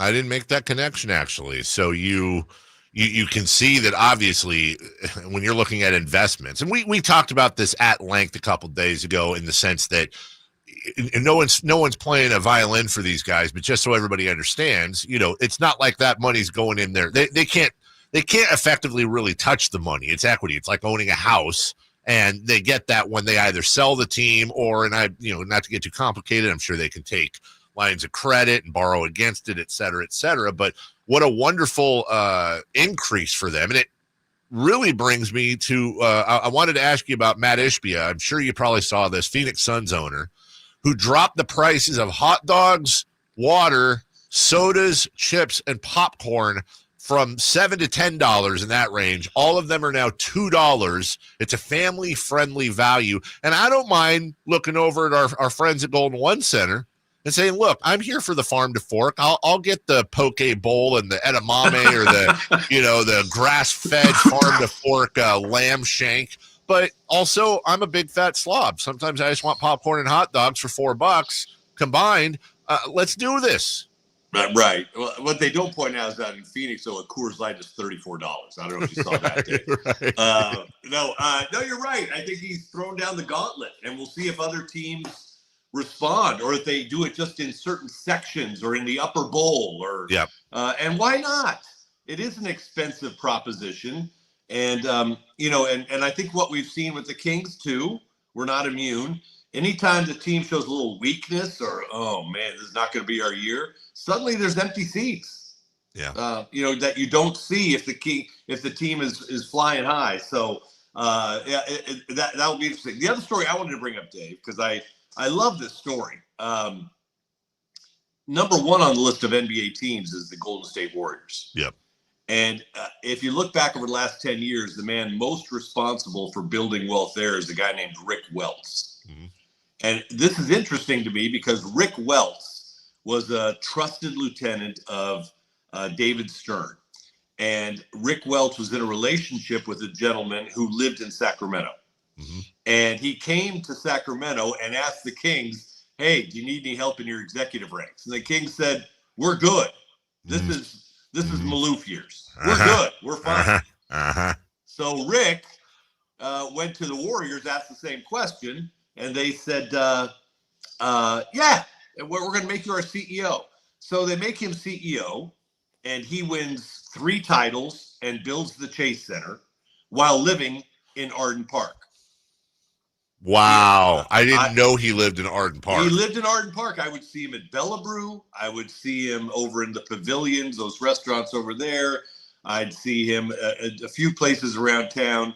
And I just always thought that this CEO running the Warriors lived in Arden Park. I mean, he was so close to the Kings, but he was not part of the Kings. Yet he might be the most successful NBA executive to ever live in Sacramento, and he didn't work for the Kings. Anyway, I bring this up because he really did build wealth. The Warriors are now the second most valuable franchise in any sport, right behind the Cowboys. Yeah. They're worth $9 billion. And he helped build that. He retired from them a few years ago. But yesterday, it was announced Rick Welts is becoming the CEO of the Dallas Mavericks. Ah, interesting. With Cuban out now, or at least on the sidelines. Yeah, well, I think he's still isn't Yeah. he managing partner still? Yeah, because it's Sheldon Adelson's. But yeah, he's not the money anymore. No, he's not the money. So Rick Welts, just a great local story who didn't benefit the Kings in any way. So well, it's and to underline your point, by the way, we talked about the Kings and that purchase. Christopher Cohan sold Joe Lacob and Peter Guber in that group, sold them the Warriors for a then record as well. $450 million back in 2010. Woo! So I'm going to try some math, and I'm terrible at math on the fly. You can double check me, but 14 years later, 450 million to 9 billion. Is that 20x almost 20x? 20x. Wow. 2,000%. Yeah, no, that's one heck of a return. And I would love to be honest with you, I'd love to dive in and understand, why Golden State is valued that much higher than anyone else. And I mean, I know they're getting a WNBA team. They don't have it yet. And I know Chase, obviously now you look at that and you realize, wow, how smart were they to leave behind Oakland and head across the bay and build a Chase Center. So, but for them to be that far ahead, $1 billion ahead of the Lakers, almost $1 billion ahead of the Knicks. That's rarefied air. Makes you wonder too, because you're seeing this a lot, and I know that there are I forget what they're called, not SPACs, I don't think, but the NBA is allowing these investment groups to come in, and private equity, right, and it makes me wonder, if you're seeing some really cool things happening. Like I saw this thing with art, where there's a company now, and I'm sure there's a few, where you and I and our friends can buy stock in this. You give your money to this company, and then they basically crowdfund the purchase of like an $8 million painting. And then you buy it at $8 million, and then when it sells, you get a piece of that. So it's kind of like a stock market adjacent investment, but allowing people like you, me, and Christopher Laud to purchase or be a part of these $1 million art things. And it's like, I wonder how far away we are from having something like that where we're able to directly, for example, like I want to buy some of the Kings, so I obviously don't have $4 billion lying around, but I don't know, maybe I have a couple $1,000, and I want to be a part of a group that has a minority share that I could sell off in 3 years when they're worth $7 billion. Is that here? Do you think we're going in that direction? Oh, we're here already. Okay. They're already marketing, your ability to buy into some of these. And when some of these are fund to funds, Dave, where if you buy into the private equity group, and I can't remember the name of it right now, but I used to get emails from them. You would own like a piece of the Kings, a piece of the Hawks, a piece of the Suns. And so they have these groups. And remember though, this was a big adjustment. When the Kings were saved, there were a lot of local owners who stepped up. There were so many local owners that the league then said, we don't like this because too many chefs in the kitchen. So we're going to limit the amount of owners that can be involved in any one NBA team after the Kings. But obviously a private equity group, which could contain 100, 200, 500 owners, that counts as one owner in the whole process, because you got to live by their rules. You got to live by their liquidity constraints. When can you get money out? Because these are not very liquid investments, and there are capital calls next to the arena. They might say, hey, we got to raise, $250 million for this. So pro rata, write a check. And not everyone could do that. Very few people could do that, as a matter of fact. Well, it's funny because they, like you just pointed out, and that's one thing as we get a little nerdy on this whole thing, but let's say they need $30 million in various CapEx to work on whatever. And if they call on me, for example, and I don't have my share of that 30 million right now, or I just don't want to do it, then depending on where you are on the totem pole, you have the opportunity to cover my capital call, and then that gives you that fraction of my ownership, which now gets diluted. Do I have that right? It depends on the organization. Some do, and I'm sure there are escalators like that in there. But bottom line is, though, Dave, pro sports has been a very lucrative investment, and now obviously you're seeing talk of similar private equity arrangements with college teams. Yep. And they just came out a list of the most valuable colleges. I mean, we're talking, these schools are bringing in $250 million a year in revenue on some of their college programs. I think I think if they do that, you're flirting with the tax exempt status of the college. Yep. I think you're really going to, the ire of Congress and taxpayers is going to look down on you in a very bad way. So that may be a little bit further off, but boy, there's no doubt that the colleges are along the same track. And of course, the WNBA has picked up markedly in the last 18 months. So, and then, they're trying new things. Did you watch the shootout this week, Dave? I watched a little bit of it, like I think a lot of people did. I just watched the highlights on social media the next day. But yeah, I was aware of it.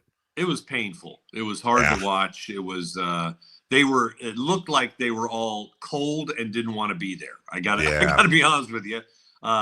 Charles Barkley had some good lines. Sure. He was good, but man, that's a long time to fill with 4 golfers who are shivering and really can't wait for the round to end. I don't think it was a success, but I think they easily could make it a success. You just can't do it when it's 49 degrees outside.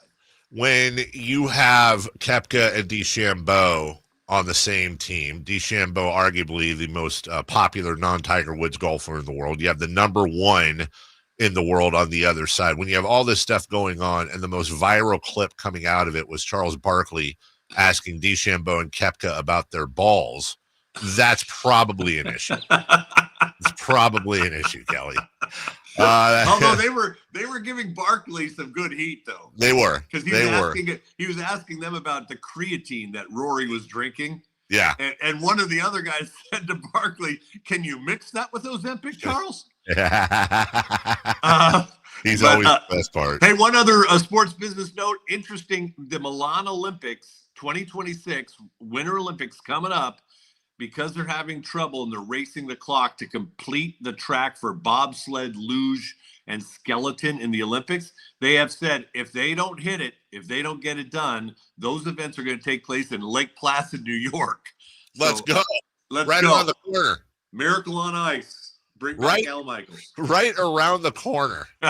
Or Lake Placid. It's coming up, baby. Great to see you, Dave. Merry Christmas. You too, to you brother. And everyone else. Talk to you in a couple of weeks. Take care. Right. That is Kelly Brothers. Also, on that Milan story, they also said that if they don't have the bobsled competition track ready to go, one other note, there is a more formal form of that competition that they would be able to field. Instead of it being the bobsled, it would in fact be the Robert sled. We'll take a break. When we come back, more on Mike Brown's comments yesterday. Sam Amick at 8 o'clock. We're right back after this. On the move? Got somewhere to be? Take Sacramento Kings basketball with you. The Sacktown Sports app will let you stay connected to your passion. Never miss a moment of Sacramento Kings basketball with the Sacktown Sports app.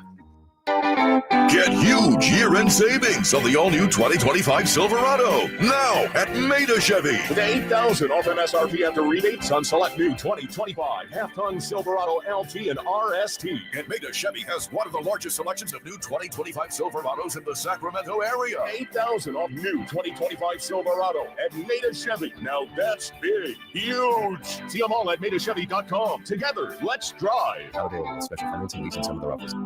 Ba, ba, ba, ba, ba, ba, ba, ba. Yep, 'tis the season. Hey, if you take pride in your gift giving, here's a great idea for you. Gift cards from the Goodby store. Okay, so Arch supports aren't exactly what they've been hinting for, but you know they'd love them. And with the Good Feet lifetime warranty, it's a gift they'll enjoy forever. Buy a Good Feet gift card now, and Good Feet will boost its value 20%. That's a 20% gift from the Good Feet store. The Good Feet store in Sacramento, Roseville, Vacaville, and in Reno on South Virginia Street. What's up? We're talking to Chad Hoblet of Hoblet Dodge, Chrysler, Jeep, Ram, and Woodland. Chad, you got to tell me what's going on for the Wrap Up the Year sales event. Wrap up our biggest savings of the year with up to $17,000 off MSRP on new 2024 Ram heavy duties. Plus, with over 400 new Rams available, including the hard-to-find heavy duties, your perfect truck is waiting at the Hoblet Ram Truck Center. That's a huge selection of Rams, and that's why Hoblet's the top Ram dealer in California, Chad. Not only do we have great deals on new Ram trucks, the Hoblet family dealers is growing with a huge selection of used cars at the Hoblet Certified Pre-Owned Super Center, with over 220 vehicles available and over 45 under 20,000. Start selecting save through their whole inventory at HobletDodge.com. Unbeatable prices, unbeatable selection. Nobody beats Hoblet, period. 17,000 total net savings on select new 2024 Ram 2500 tradesmen's after 10,500 factor rebates and 6,500 dealer discounts. Rebates include 3,000 Hoblet inventory coupons while supplies last, 2,000 trade-in assistance on qualifying trades, 500 upfit, 2,000 California commercial business bonus cash, business ownership, and 500 upfit required. 5% net savings. Sample VIN 357313. See dealer for details. Welcome back to another exciting game day. Grab your rally towels, throw on your jerseys, cheer, shout, and save on your gas. That's right. Sports fans win big on home game days. Score instant savings of 25 cents per gallon on Shell V-Power Nitro Plus Premium Gasoline with the Fuel Rewards program. And that's a victory for you and your tailgate team. Download the app, join the Fuel Rewards program today, and game on. Restrictions apply. Limited time. At participating Shell stations. For more details, visit fuelrewards.com. At Makita, good enough is never enough. It's not just about the power and runtime of the tool.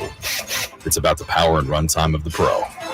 We design, tinker, redesign, and obsess over every detail because we know the pros will too. Straight cuts, tight tolerances, clean lines.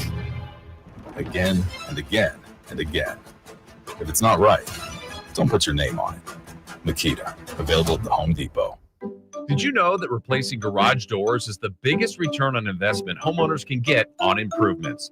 Jason Ross here, and let me tell you about the Overhead Door Company of Sacramento, a family-owned and operated company with third-generation owners that's been in business for 71 years right here in Sacramento. With new garage doors from Overhead Door Company of Sacramento, you'll not only get the wow factor, but you'll also know that you're working with a well-respected and proven company. Residential and commercial, brand new garage doors, or repairs to existing doors, they do it all. Take advantage of their free at-home estimates on new garage doors or check out the showroom with no appointment needed. And while you're at it, mention me, Jason Ross, or Sacktown Sports and receive $100 off a new garage door paired with a new garage door opener. Check out their website at ohdsac.com or call them at 916-421-3747. Overhead Door Company of Sacramento, the genuine, the original overhead door. Always look for the red ribbon logo.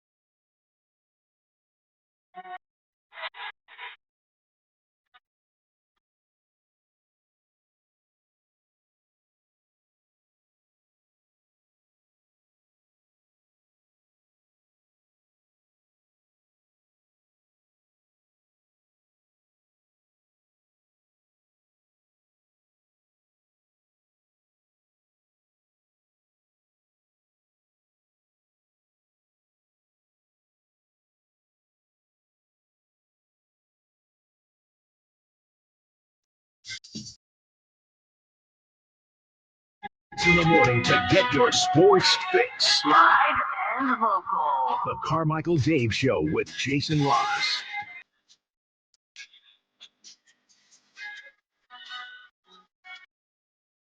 Welcome back. Thanks to Kelly Brothers. It's Mike Brown, more of his comments from yesterday. So we look forward to tonight's Kings-Lakers game right here on Sacktown Sports. I just saw this during the break, and I don't know why I've never seen it before. I feel like everyone but me has seen this, so I'm a little embarrassed. I think this is a commercial. Looks like it's a commercial. It's not. It's definitely filmed. It's Kanye West in the audience having a back and forth with Kobe Bryant. Does that ring any bells to you, Chris? No? Sounds familiar. Okay, here's the exchange. What more do you want from me? More. How much more successful do you want me to be? More successful. How many records can my records break? More records. But I'm the best. But are you a different animal and the same beast? What the does that mean, Kobe Bryant? You're welcome. What the is he talking about? What is that from? Why have I never seen that exchange? Obviously, Kobe didn't get his Oscar for acting. I actually thought Kanye did a pretty good job in there. From the 209, hey, you reach that hard on a dad joke, you're going to pull something. Hey! We are a dad joke hive here. That spot came out in 2012. What was it for? Nike. Really? God, how did I miss that? I know, I admit it. Throw your tomatoes. I must be the only guy that didn't see it. I love that exchange. Here's Mike Brown having an exchange with the media. We already went over some of these comments from before, and we'll re-rack those as well. But here's Mike Brown stating the obvious, but I'm glad he stated it, that Kings ain't starting the games out right at all. We're not starting the game right, and teams that shouldn't be in the game with us at that point have confidence. Players have confidence because the game was too easy to begin with, all right? Because we didn't pay attention to the details, go out there and hit first and establish and/or set the tone. So now they got confidence that's hard to shut off. That's why they're in the NBA. And then second, we're going through these lulls that we have to change. We have to lock in and focus for as close to 48 minutes as possible. Otherwise, we'll be good and we'll be bad. We'll be good, we'll be bad. And at the end of the game, who knows what can happen? You have the two most clutch offensive players. That means we got to get stops because we're going to find a way to score. I think we scored 9 points in the first 8 minutes, hypothetically, of the Denver game. We ended up with 124 versus a pretty good defensive team. So for us, again, I say this, we're going to find ways to score. But can we lock in and defend, especially embracing the details that you need to embrace to be a pretty good team on that end of the floor? Can we do it for 48 minutes? That's what our challenge is through most of the night. That's the truth. That's the truth. It's the God's honest truth. A big part of fixing a problem is understanding and recognizing the problem. And that is why I am cautiously optimistic. I could go real purple glasses on this team right now. I could. And acknowledging that I could be dead wrong. No one wants to hear this in the midst of what's going on. But there are the reason why I am not chicken littling right now is kind of a little bit of what I talked about earlier this weekend, last week. There are signs with this team. Their net rating, their offensive rating, their defensive rating, the team on paper, the inexplainable drop in 3-point percentage, which is not indicative of what these players and this team on an average shoots. The fact that they're, I think, third in the NBA in free throws, which has been a big issue in the past. And the fact that player and coach are acknowledging what the issue is. They're aware of it. It's one thing if you can't diagnose the symptoms, then how do you treat it? And these aren't talent issues. If it was I'm not saying they're everything's hunky-dory, but their biggest issues to me are not talent related. The threes will almost certainly eventually fall, at least I guess not regress to the mean, progress to the mean. And when it comes to locking in, that's a mental thing. If you can put those types of numbers up against, as Mike Brown said, a very good defensive team over 3 quarters, you can do it for 4. You're going to have a scud quarter where things don't fall. I understand that. But then you lock in defensively, which they followed up. They held Denver to 21 points in either the second or third quarter. I can't remember. Like, the signs are there. And I have not been able to say that about a lot of Kings teams in the past, But I'm going to say something incredibly silly right now. If they shore up that front court with a usable big, and by usable, I mean a guy that's not going to steal minutes. If they stay and if they avoid the catastrophic injury, and if they do these things Mike's talking about, if they start hitting their threes, if they lock in more defensively, if they come out of the box strong and step on the necks of some of these especially lesser opponents who are lacking confidence, if they defend their home court, there's a lot of ifs there. If they're able to do those things, and there's not one thing in there that I think is not possible or is a pipe dream, I think they're a top 3 seed in the West. If they do that, I think this team could be something special. I do. I think they have the ingredients to do something special with just a little bit of tweaking. This is not teams from the past where you know what that ceiling is, and that's it. I think the ceiling on this team is relatively high. I don't think it's championship. I don't think it's Western Conference Finals. I think it's Western Conference semifinals, I would say, as is. But you got a lot of ifs in there you got to accomplish. You got a lot of ifs. But they're so damn close. That's why it's so frustrating. We'll see how they come out of the box tonight. We'll take a break. Sam Amick will join us when we return. We'll go extra long with him. We got to go around the NBA, but we'll focus specifically on the Kings as we always do. Sam Amick from The Athletic next. Tonight, Kings and Lakers. Game night with Scott Marsh and the high flyer Henry Turner starts at 5:30. Tip-off at 7. Your exclusive home for the Sacramento Kings is Sacktown Sports 1140. At Fisher Investments, we may seem like other money managers, but we're different. Are you really that different than the rest of us? We are. As a fiduciary, we always focus on what's best for our clients. What services do you offer besides investing? We have a team of specialists in financial planning, estate planning, and more. Your clients rely on you for all that? Yes, we ensure clients receive unparalleled service at every step of the relationship. Okay, but you still sell commission-based products, right? No, because we believe that's a conflict of interest. We prioritize service over sales goals. So then how do your fees work? We have a simple and transparent fee that's a percentage of our clients' portfolios.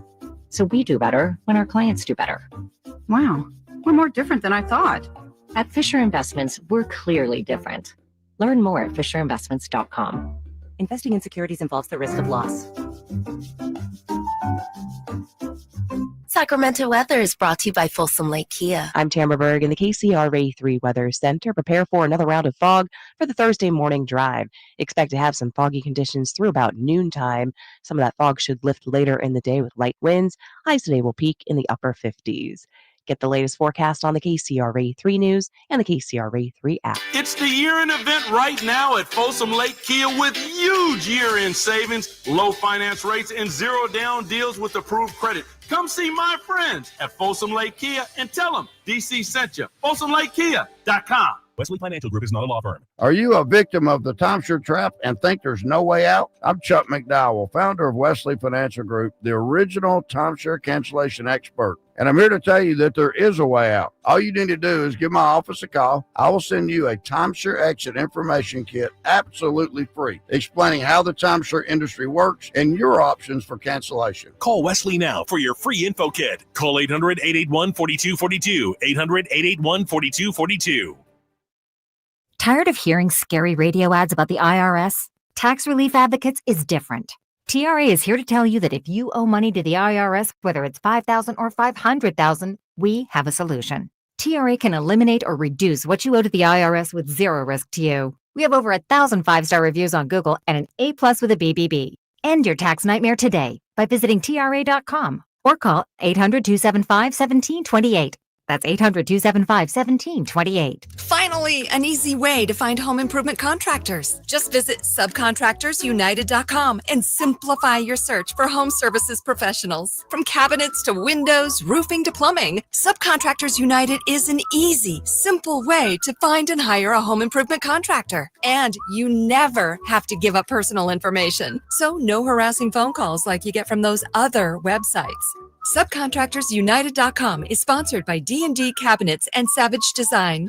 Sacramento's premier country music festival, Country in the Park, is coming back May 16th and 17th at Cal Expo with Bailey Zimmerman, Billy Currington, Cole Wetzel, Nate Smith, and more. You'll enjoy food trucks, rock walls, and a mechanical bull, line dancing, and more. Single-day GA tickets start at $52 at CITPFest.com. It's Country in the Park, May 16th and 17th with Good Guys Heating and Cooling. Find out more at CITPFest.com. Every rose has its thorn. Get ready for rock legend Bret Michaels, bringing his unforgettable show to the Nugget Casino Resort in Reno on December 28th. Experience all the hits, all the energy with the iconic voice of Bret Michaels. And here's the ultimate rock star bonus, a chance to win a signed guitar from Bret himself, exclusively at the show. Don't miss your chance to rock out and create memories that will last a lifetime. Tickets on sale now at Ticketmaster.com. December 28th, Bret Michaels at the Nugget Reno, where rock and roll dreams come true. The most wonderful time of the year has officially begun at Fasteners Inc. Tool Outlet in Sacramento. This is the sale you've been dreaming of, with holiday hits on every aisle. 12 full days of unbeatable prices on only the best Makita products in town, and much, much more. Free batteries with tools, free tools with batteries, and bare tools starting at just $99. So check us out at 6701 Power Inn Road in Sacramento, or shop our Christmas deals online at fastenersinc.net. Fasteners Inc. Tool Outlet. Better tools, better prices. KHD1 Sacramento, KYMX HD3 Sacramento. From the Power Business Technology Toshiba Studios, Sacktown Sports 1140. The Carmichael Dave Show. He's on the microphone when he's not on the microphone. He's playing a song, and when he's not playing a song, he's on the microphone, and then boom. With Jason Ross. No, he didn't. Yes, he did. Call or text at 916-339-1140. It's the Carmichael Dave Show with Jason Ross on Sacktown Sports. All right, Sam will join us momentarily. Very momentarily. If you have questions for Sam, you can text him in at 916-339-1140 or get him in the chat. There he is with a strange purple glow coming off his glasses. I don't know if that's on purpose or not. If it is, thank you. It's Sam Amick from The Athletic. Good morning. No, I'm not lighting the beam with my glasses. How are you, buddy? I'm good. I was deciding, we got a haircut, but it's still bedhead. Like I got the beanie at the ready here. We can no, it's fine. Beanie, it's fine. I mean, you got a little there you go. There's the All-Star 2025 or 4 beanie. This was 23. 23s. Yeah. Interesting. Yeah, no, it looks good. Looks good. I mean, you definitely when you turn your head that way, it does look a little it looks like there's a wave going on the right side of your head, but no, baby. I don't really care. Let's do this. You saw Mike Brown's comments towards De'Aaron Fox, but I want to go before that. I want to go to Fox's conversation with Draymond Green making the rounds, not just on his contract situation, but also both of them opining on how much love and respect, to paraphrase, that they have for Mike Brown. When you put those comments and then Brown's comments yesterday asking Fox publicly to step up, does it make a little bit more sense that maybe Brown feels comfortable enough to be able to say those things publicly about his star? I imagine, Sam, that wasn't just a whim by him. Agreed. Although, can you please catch me up a little bit? I saw the headlines on the Mike comments, and I know the gist of them, but give me a little more substance. I did not. Yeah. Let me play him for you right now. Chris, can he hear? Yeah. Okay. Here's Mike Brown yesterday specifically on Yeah, the reality of it is, it starts with me, it ends with me, but Fox has to step up. He's a great player on the verge of being a superstar. And there are those guys, and there are the superstars that win at a high level. And part of his responsibility, starting with him, now that doesn't excuse Domantas, that doesn't excuse DeMar, that doesn't excuse Malik, and even Keegan at a young age, doesn't excuse everybody. But you have a lot of responsibility if you're that guy, and he's that guy. And he can't be a part of not being locked in. And he for damn sure can't be a part of letting it go if we're not as a team. And so the pressure is on me, and the pressure is on him to go get it done. There you go. Very to the point. I also noted when we went over these earlier, Sam, that he took accountability for himself first, then spent his time on Fox, but also made sure to, in order, mention Sabonis, DeRozan, Monk, and then Keegan Murray. And this sure does sound like a Phil Jackson, Greg Popovich style. If I can call those guys out, I can call anybody out type of thing. Yeah, I mean, to me, there's a lot of layers here. For one, I guess it was in October, if you remember, we wrote a pretty in-depth piece on the team, and De'Aaron said, like, almost verbatim these comments back then. Now, I will admit, in my line of work, there's nothing we can do about the fact that the printed word doesn't pop like a video where you're talking to Draymond Green, but it's the same messaging, which is love it here, want to be here, but and I honestly think it's very fair. He's showing the love to the city and the market and the franchise, but admitting the obvious, which is that he's the type of player who is going to look at his career arc and make sure that, that he feels like he's in the right place for the long term. The Mike Brown component, what I find so interesting is that, yes, he's got a lot of leeway with De'Aaron, a lot of trust, a close relationship. These are not the type of conversations that are smart for coaches to get into. And I'm not the one that he did. Hypothetically, to me, if you had Mike talk about, like, hey, tell the truth, who's 1 and who's 1A on this team? Like, I've actually always been of the mind that I think his answer would probably be De'Aaron first. Yeah, I agree. And that is not necessarily the way this team gets talked about. So what I like about his messaging is that you can tell there's a lot of nuance there. You can feel Mike telling De'Aaron, like, of course you have the right to speak for yourself. And this is me paraphrasing, interpreting, and the way you see your situation. But there could be a ripple effect with that. If you have a mentality of, if everything around me isn't good enough, then I'm going to reassess. Then you almost absolve yourself of the part that you play, the massive part that you play. So to me, this is Mike's way of just reminding him, like, there's a chicken or the egg thing here. Like, if the situation isn't enough to your liking, you are going to play a part in that. And so rather than kind of stand idly by and see how it goes, how about you go show the world that you are that guy? Because we know the parallels here are fascinating, because you've got Mike's history with the Warriors, Mike's history with Steph Curry, De'Aaron's close business ties and friendship with Steph Curry. He wants to be his own version of Steph Curry. He's talented enough, and to be that type of a guy for a franchise. And the fact that he's talking to Draymond, kind of adds that same layer to it. So I like it from Mike's standpoint. I have zero problem with anything De'Aaron has said. This is the NBA. The other side of this, just a final point, is that, and I've admittedly talked to a fair amount of people about this topic recently, quite a bit. It's this new CBA, Dave. It's still kind of an underreported story. And this is just generally speaking about star players. It is just harder than ever to have other options, if that makes sense. Sure. So there is like this dynamic of like, guys who might have gotten frustrated before or started looking at other situations before, I think are being educated on the fact that like, by and large, the best approach is to make it work where you are.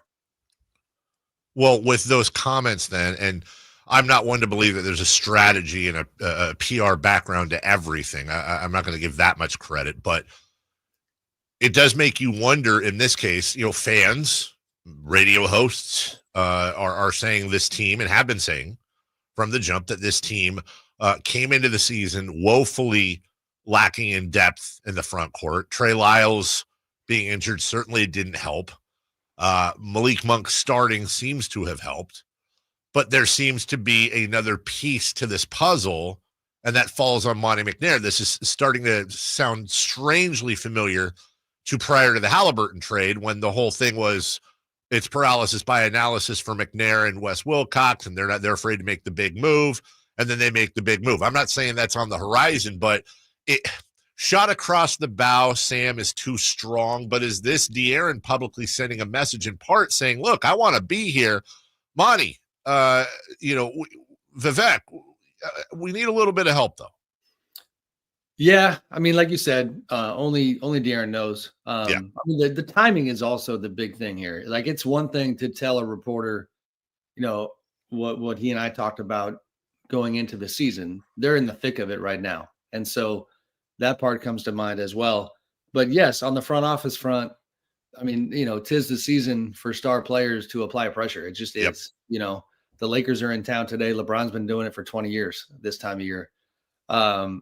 And I think it's fair too, because if you're De'Aaron, like everything you just laid out, you do have a couple of years of, relative inactivity. If you're the star player looking at the roster, you have a Western Conference that is full of parity. And even though they have struggled, you look at the standings and really they are one nice winning streak away from being in a pretty good spot.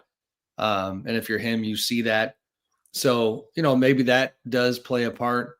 And, on top of that, I don't have the numbers in front of me. I believe his minutes are up significantly this year. And so you have kind of workload stuff where, they are having to carry a heavier load because of the lack of depth. So, we'll see what they do. I don't anticipate any star player pursuits by them, but certainly high level role players. A lot of, some of the names that are already out there. The Cam Thomases, the Dorian Finney-Smiths. I think, Mike would love something like that. I think De'Aaron would love something like that. Cam is a tricky one. And those are obviously guys from the Nets. I feel like Cam is on every team's list right now. So yeah, he is. But we'll see what they do. De'Aaron Fox, to your point, a career high 35.9 minutes in 74 games last year. He is so far at 37.3, which would be about a little over a 4-minute jump off of his career average. And you're seeing the same minute jumps for Keegan Murray, for DeMar DeRozan, who always plays a ton of minutes, and for Domantas Sabonis. So they're certainly using that core quite a bit. Now, when we're talking about trades and trade season, let's get into that a little bit with the Kings, as Sam Amick of The Athletic joins us. Is your read, and of course these are always very difficult to read, that they're basically out shopping the Herder, whatever, future pick type of package? Or do you sense any sort of loosening whatsoever? Assuming, by the way, Fox, Sabonis, DeRozan, Monk are kind of pushed to the side. Do you see any sort of movement one way or the other on Keegan Murray's availability? I don't. No, not personally. I think, the Herder, Trey Lyles, and I need to get reacquainted with their pick situation. They owe it's a top 12 protected to Atlanta, I believe, this year, and then I don't know what the hell it is next year or whatever. So I think, and they owe pick swap to the Spurs, I think, from last summer, 2030. So that's what I know. Yeah, I mean, as you know, picks are just as precious as ever these days, and so whatever they have available there is going to be. Let me stop you. I'm sorry, because I'm glad you said that. I was going to follow that up, but you said it. You said picks are as precious as ever, as you know right now. And I'm not disagreeing with you. I'm just saying over the last couple of years, we've seen the Donovan Mitchell, the Rudy Gobert, these 3-4 picks going out the window. And it seemed for a moment, at least, like the pick market was somehow being diluted. But now that we're a little zoomed out, you think that was more of an anomaly? I do. Honestly, I think those front offices that, that the trades that you mentioned, they were in kind of, aggressive situations where they did what they had to do. Yep. But the structure of this CBA is that, Right. once you have 3 guys making 20 million plus, if not 30 million plus, filling that out roster wise around the edges, the mid-level is tougher than ever to have on your team. The 15 million a year guy, like you need, look at the Nuggets, for example, they get knocked on a lot for being a cheap team. They have one of the highest payrolls in the league. Yeah. Because they've got, Joker and Gordon and Murray and Michael Porter Jr. all making massive money. So in order to fill out the roster, that's why they have gone the way of the draft with the Julian Strathers and the Peyton Watsons and players like that. That's just one example. OKC is obviously the one kind of rewriting this script. They have drafted well. They're already an elite team, and they have 13 first-round picks through 2031. And Sam Presti, their GM, knows what he's doing when it comes to – it's all about this CBA and the way that it's structured. So, yes, picks are precious. The Kings – to your Keegan Murray question, it's interesting. And I think we're probably going to write about the Kings relatively soon here. As you should. I don't want to give everything away, but I think that the discussion about his season and the defensive responsibilities and the potential impact that that's had on his offense, those things I've found really fascinating. But I do sense an internal appreciation, like even though the offense has been a struggle, they are a middle of the road defense right now. Last time I looked, they were 13th. Yeah, I think they're 14th today. And Keegan, take Keegan Murray away, they're 22nd. 100%. Yeah. And so I have not actually sensed panic, and probably tilting this more to I have a better sense on the coaching side of things, but I'm not sensing panic about Keegan. I'm sensing appreciation, really, and then patience with the rest of it. Maybe patience is too simplistic, but the panic is not what I got.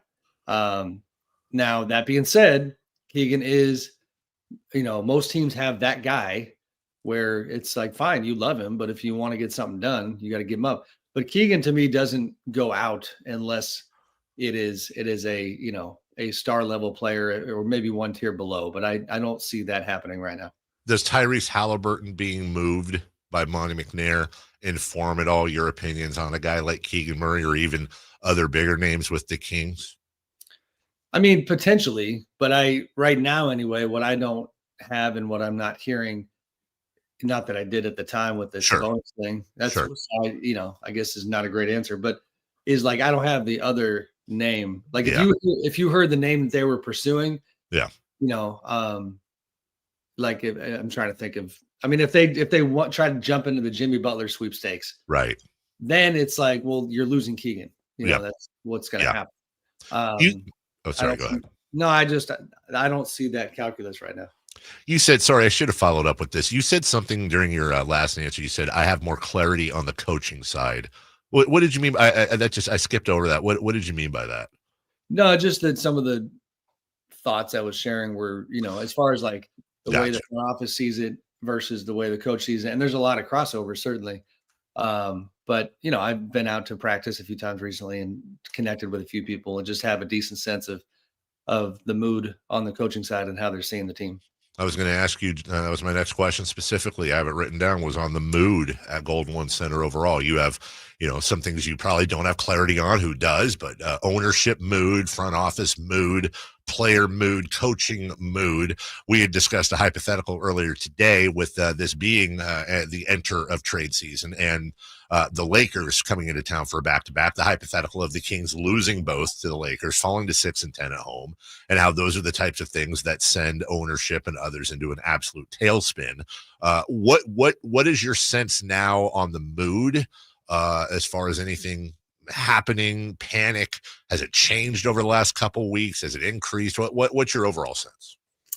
Well, lightheartedly, I'll say, owners across the NBA, regardless of how their teams are playing, should be in a good mood this week whether Forbes or whoever came out with the valuations. $900 million increase or $800 million increase year on year for the Sacramento Kings. I think 19%, which is right around what the raise you got last year, and you know how good that felt.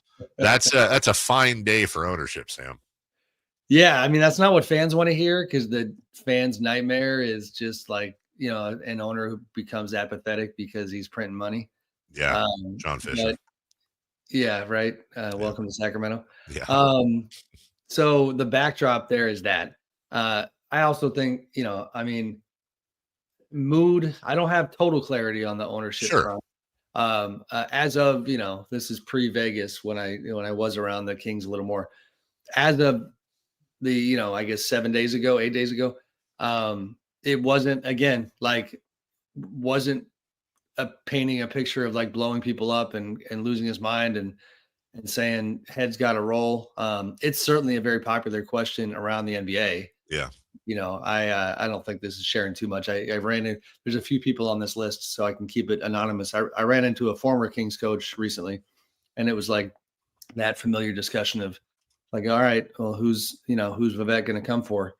And so people are wondering, but it's, for one, if you go the coaching side, for what you just paid Mike a lot of money in terms of potentially, firing him.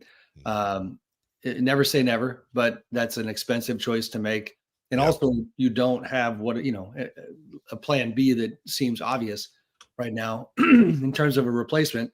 And then on the front office side, even with everything that we just chronicled, I think those guys are good with Monty McNair, Wes Wilcox, and B, timing wise, it would be disastrous to try to put a new front office in at this point of the season, in my opinion. So, it feels like he's just going to ride it out and hope they turn things around. And I'm sure pressure will be applied internally in other ways, but not to, play the radio host, but I'm curious to throw it back at you. I mean, does that reconcile with your sense, or what do you think?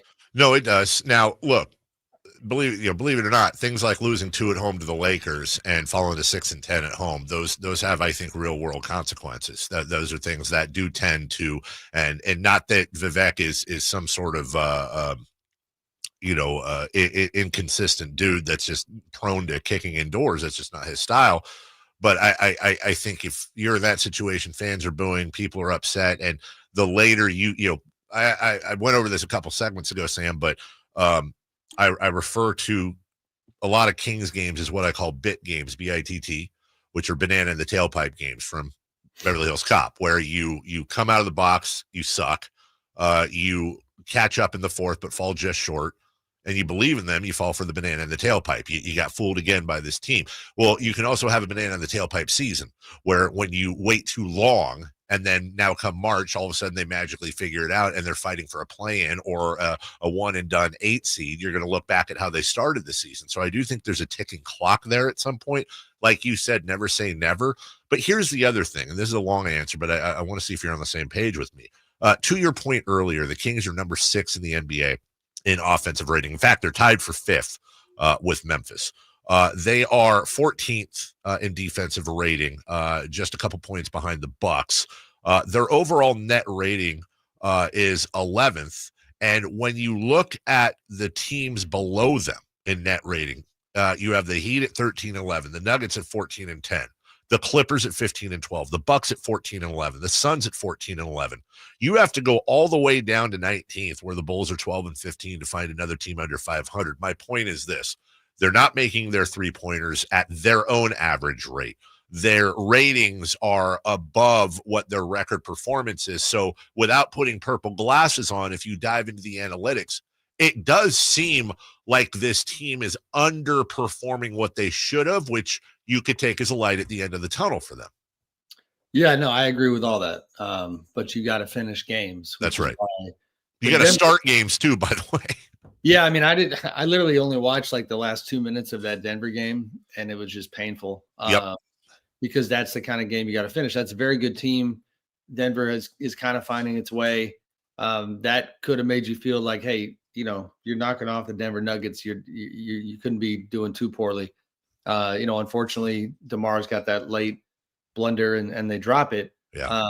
So yeah, you're right. I mean, this schedule right now, these 2 Laker games, and if you want to add another emotional component to it, if Halliburton's Pacers come in here, right, and beat the Kings, and there's even layers to that one. As you talked about all of this, another place my mind went was that the irony of, as far as like moves that I think some people, I'll put it this way, some player camps on the Kings might wish that they did in the past, right? Like Pascal Siakam represents one of those guys that they had a crack at.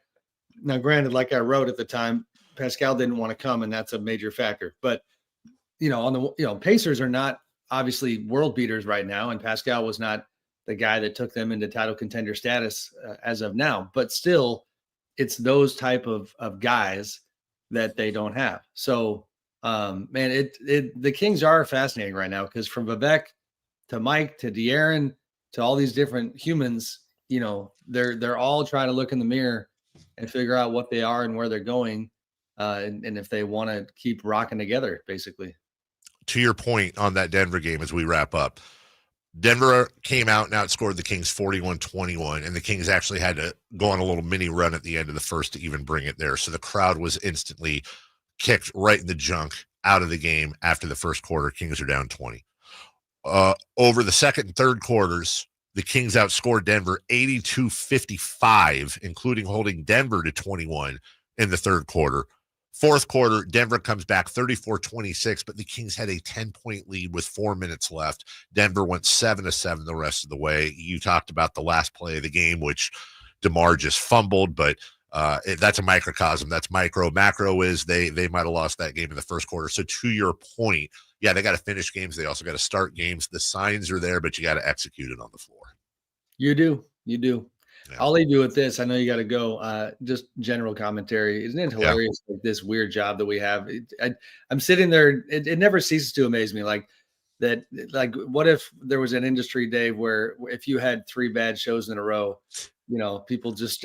If I wrote 3 garbage pieces in a row, I sometimes feel like we need to take a step back and acknowledge how bizarre it is that these are just a bunch of people trying to do their jobs, and we just microanalyze everything every 5 minutes. It does kind of crack me up. You and I have known each other a very long time, so this will not surprise you. This is a bit I will do a few times a year on the show. Like, imagine in about an hour and a half, my show wraps up, and then as I go downstairs, I go into the conference room to where the media is gathered. Hey, Dave, that conversation with Sam earlier, there was a moment where you guys kind of talked over each other and weren't really clear on one of those points. Is that just chemistry between the two of you? Is there something going on? And then later you get asked on your side, hey, Dave said earlier that you and Sam just weren't on the same page for a few minutes of that interview. Have you considered maybe going to another radio show? Is there a problem there? We're sending each other messages through the media. Our agents are talking. I think when you apply the NBA or professional sports press conference dynamic to the real world, a teacher had a tough time with Johnny in class. Do you feel like you handled that right? And is Johnny salvageable, Mrs. Campari? What are your thoughts? And then the parents weigh in. It is kind of goofy that you and I have raised beautiful children who are on the verge or already in college, and our entire job is analyzing for the public dudes playing with balls. It's what we do. You really did that, huh? Okay. Well, I mean, let's not be juvenile, Sam. Yes, you know what I'm talking about. Indeed. No, you're right, brother. I just, hey, you notice Amick wrote 2.2 stories a week last year. That's down to 1.7. Is he falling off? Or the other end, Sam averages 2.8 stories per week. He's up to 4.1 since the new editor came in. And let's be honest, Sam's not a spring chicken. Are those typing fingers going to make it all the way through to June? Oh boy. Yeah. Well, I don't feel too bad. This is partly Steve Kerr's bit, and it's not a bit. It's true. This is why they make a ton of money. There's just so much interest in what they do. So I'm not mad at it, but we got to acknowledge it every once in a while. I am off next week. Give my love. I'm sure we'll talk off the air to Emily and Landon and Ryder and the whole family. Have a great Christmas, my brother. Thank you for coming on each and every week. Same to you guys. Appreciate you. Happy holidays. Talk to you. My wife's name's Melissa, by the way. That's fine. I was Dave. That's all right. The whole show. Love you, Melissa. Thank you. See you next week. See you in a couple weeks. Bye. That's Sam Amick of The Athletic. We'll take a break. When we come back, we'll get to 4 down territory. And when we come back, let's drive our way to 10 a.m. talking more about the Kings, about specifically Mike Brown. Dan Roberts will join us from Front Office Sports to talk about the NBA. And while we're driving to 10 o'clock, let's do it in a Hoblet vehicle, shall we? Because right now at Hoblet, there are some phenomenal deals going on. Not too late to do one of those things like you see in the commercials where you get the significant other a new vehicle, and then you put the big old ribbon on the hood in the driveway. Hoblet can help you out with the wrap up the year sales event. $16,000 off MSR. Just got a text. I can't say those words on the air. $16,000 off MSRP on select new 2025 Ram 1500 Bighorn Crew Cab 4x4s. Save up to $17,000 off MSRP on all remaining new 2024 Jeep Grand Cherokee 4xEs. Hey, you can lease a new 2024 Dodge Hornet RT plug-in for, this is a misprint, for $5 a month. For $5 a month. I gotta double check. I'm like, literally, sometimes I'll do a bit where I think it's a misprint. $5 a month? $49.95, do it signing, whatever. It's different from big city auto mall dealers. No dealer markups, no add-ons, no surprise fees. Number 1 Ram truck dealer in California. Number 7 in the whole U.S. of A. It's a great American dealership. 2022 Ram truck. Number 1. J.D. Power's initial quality study. Search, select, and save at HobletDodge.com. Get up there today. Tell them Carmichael Dave sent you. Aaron Rodgers, Kirk Cousins, Will Levis. It's a quarterbacks. Oh, my. In tonight's ball game. 4 down territory in the NFL is next. Tonight, Kings and Lakers. Game night with Scott Marsh and the high flyer Henry Turner starts at 5:30. Tip-off at 7. Your exclusive home for the Sacramento Kings is Sacktown Sports 1140. The holiday driving season is here, and my good friends over at Jiffy Lube have an awesome holiday oil change special going on right now. Get a full synthetic oil change starting at just $76.99 with a $33 off coupon online. That's right, starting at just $76.99 for up to 5 quarts of full synthetic motor oil with the online coupon. Go visit jiffylube.com right now, find a location near you, and get that $33 off full synthetic oil change coupon now. Most vehicles are covered, especially vehicles and diesel are extra. You got to show the coupon for discount. See the store for details. Happy holidays from Jiffy Lube. I'm Craig Ashton with the injury law firm of Ashton & Price. It may sound contradictory for a personal injury firm to wish you a safe holiday season, but we at Ashton & Price wish that no one has to suffer an injury in an automobile collision. But if you're an accident injury victim, you can lean on Ashton & Price to do all the legal legwork and introduce you to the best medical care providers in the area. So during this holiday season, you can focus on your health and your family. So from all of us at Ashton & Price, we advise you to have the happiest and safest of holidays. Remember, for the best advice, don't think twice. Call Ashton and Price. The Sacramento Kings play here. He's got the triple. Sacramento takes the lead. Outstanding ball movement by Sacramento. Every triple, every jam, every Kings win. Sabonis with the jam over the Joker. He's got the three-point shot. Get your Kings fix all season long. Right here on your home of the Sacramento Kings. Here's a steal by Fox, a breakaway. He's got the rip with the left hand. Sacktown Sports at sacktownsports.com. The Hagen Oaks Golf Super Shop is expanding. I guess you could say the Super Shop is getting more superer. That means more for you. More apparel, more equipment, more shoes, more gift ideas, more of everything you want. If you're looking for the right gift for the golfer in your life, let the friendly team of Hagen Oaks experts help you find the perfect gift.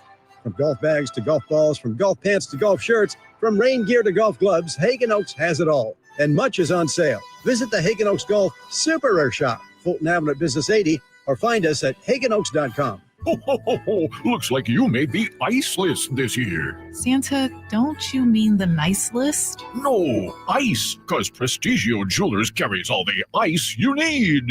For over 30 years, Prestigio Jewelers has offered in-house financing and fine jewelry. Guaranteed credit approval between $400 and $10,000 with no money down options. Make this Christmas season unforgettable. The perfect jewelry, the perfect price, helping you build perfect credit. With locations in Sacramento, Stockton, Merced, and Fresno, or online at prestigiojewelers.com.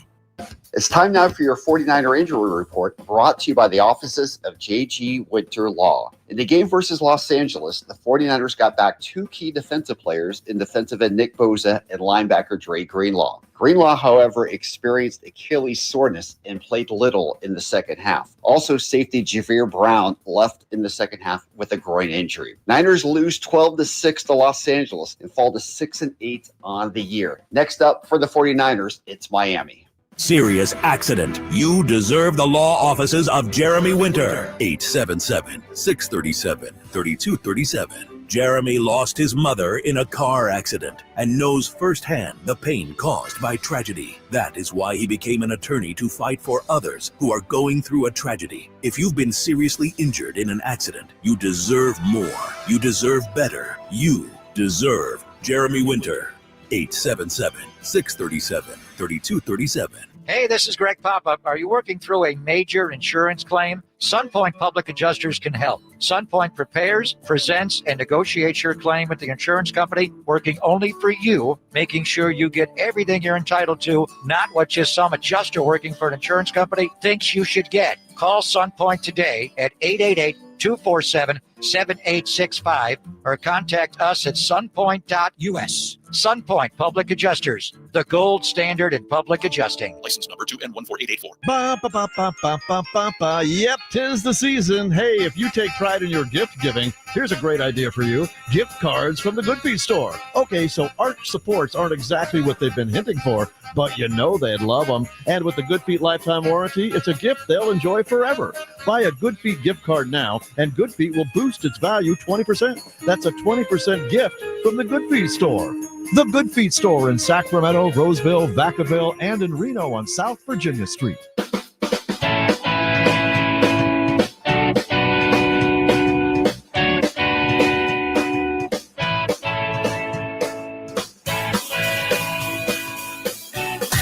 Carmichael Dave. He has very good sources, and he just kind of tells it as it is and gets to the point. Jason Ross. He has a lot of pretty smart things to say. He's good at what he does. On Sacktown Sports. I love talking to Sam Amick. I might love even more the post-show text exchange. A lot of good stuff from Sam. And that'll be available on YouTube. Before we get to 4 Down Territory, Chris, I'm starting to wonder if I'm missing out on a sport. And I don't know if this has anything to do with me going across the pond a few times, but I am all for things that pump me up. And I present to you steel tip darts. The crowd rise. Christian Kist, can he deliver? On the biggest stage of all! Christian Kist!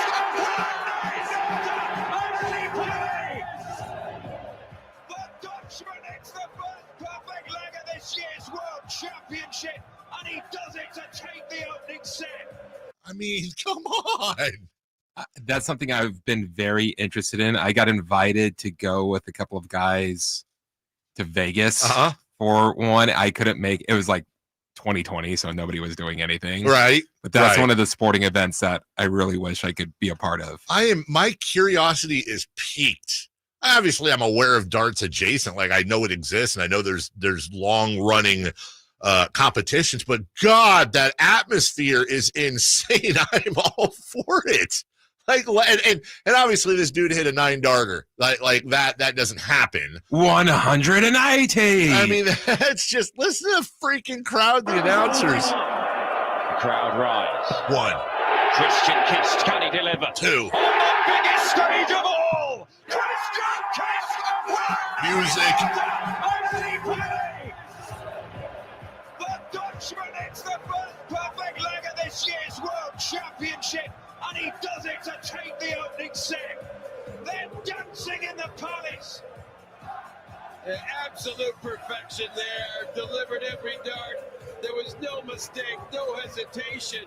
This is pristine Christian Kiss. And there's the double. You couldn't get better. Absolutely magnificent. Come on. Can we get like hey, my guy James out at Golden One.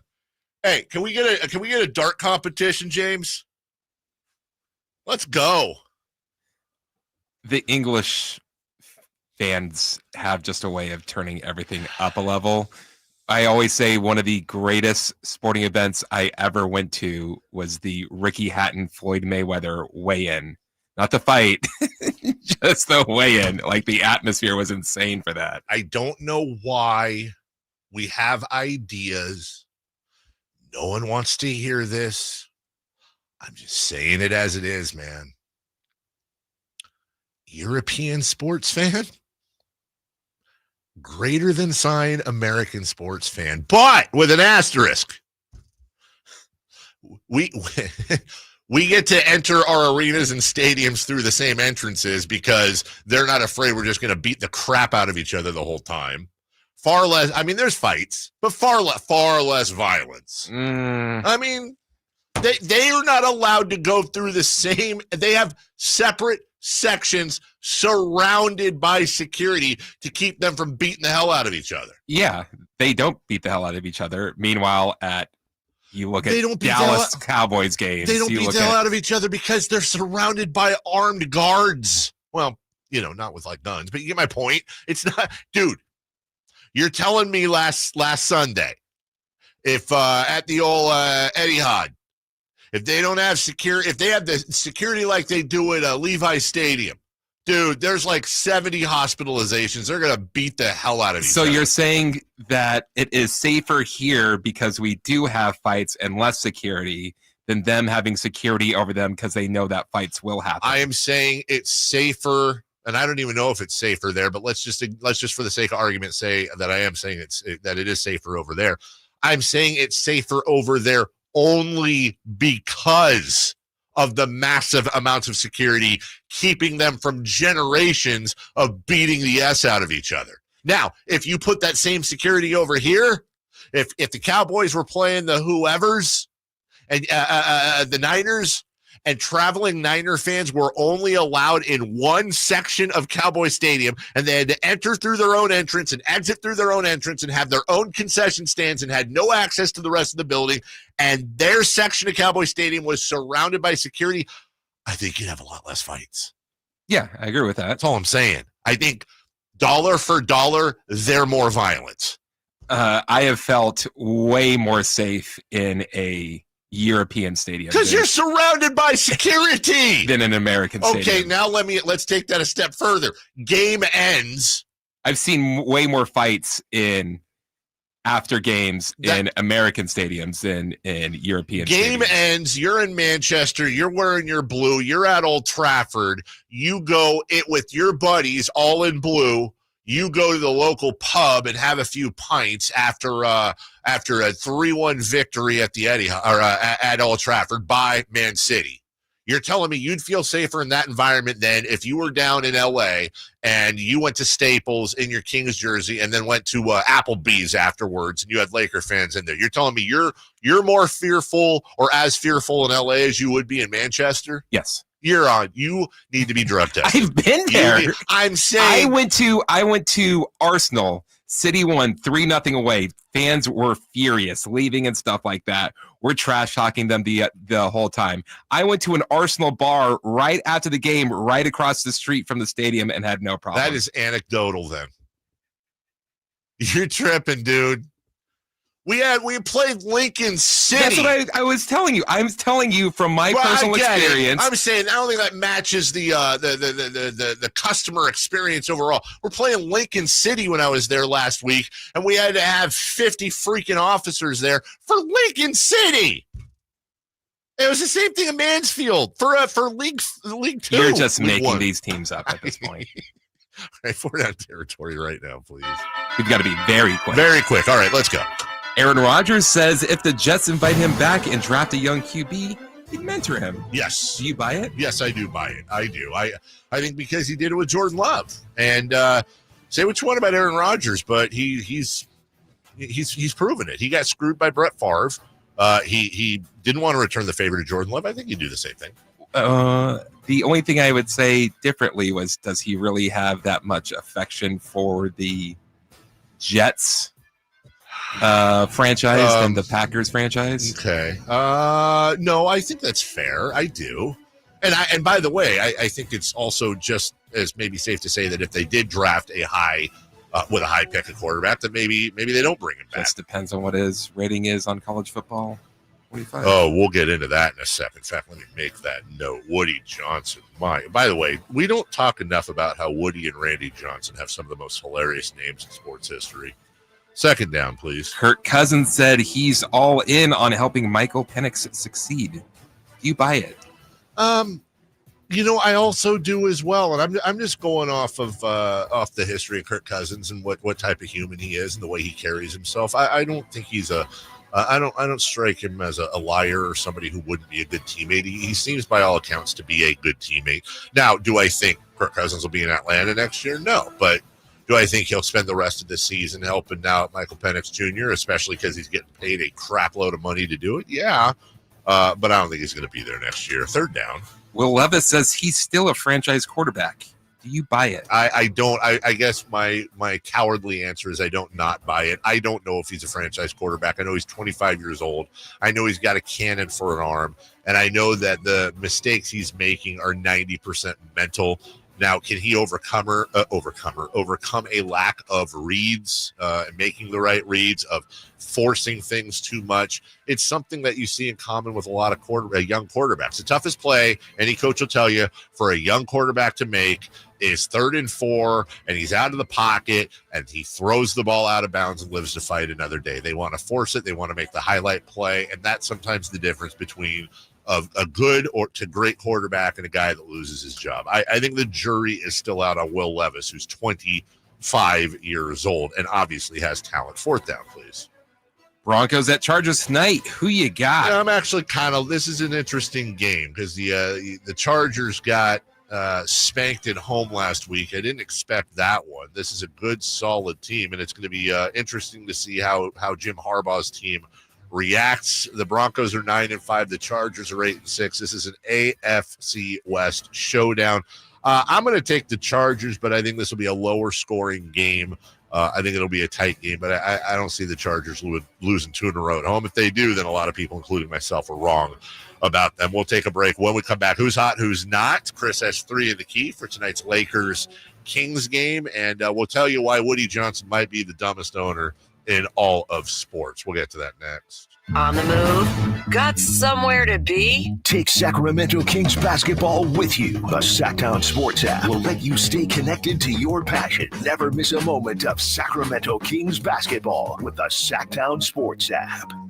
I spray and scrub, but the soap scum in my bathtub is still there. I spray and scrub, but the burnt sauce on my stovetop sticks around. Sprays can leave grime behind, but Mr. Clean Ultra Foamy Magic Eraser combines the scrubbing power of an eraser with the cleaning power of Dawn to melt away tough messes on contact. Just wet, squeeze, and erase. Stop spraying, start erasing, and clean with more magic than ever with Ultra Foamy Magic Eraser. Mr. Clean, Mr. Clean. Meet Cheryl. Hey. She's on vacation and lost in the moment. Unfortunately, so is her Chase debit card. It's got to be somewhere. Maybe she lost it at salsa night.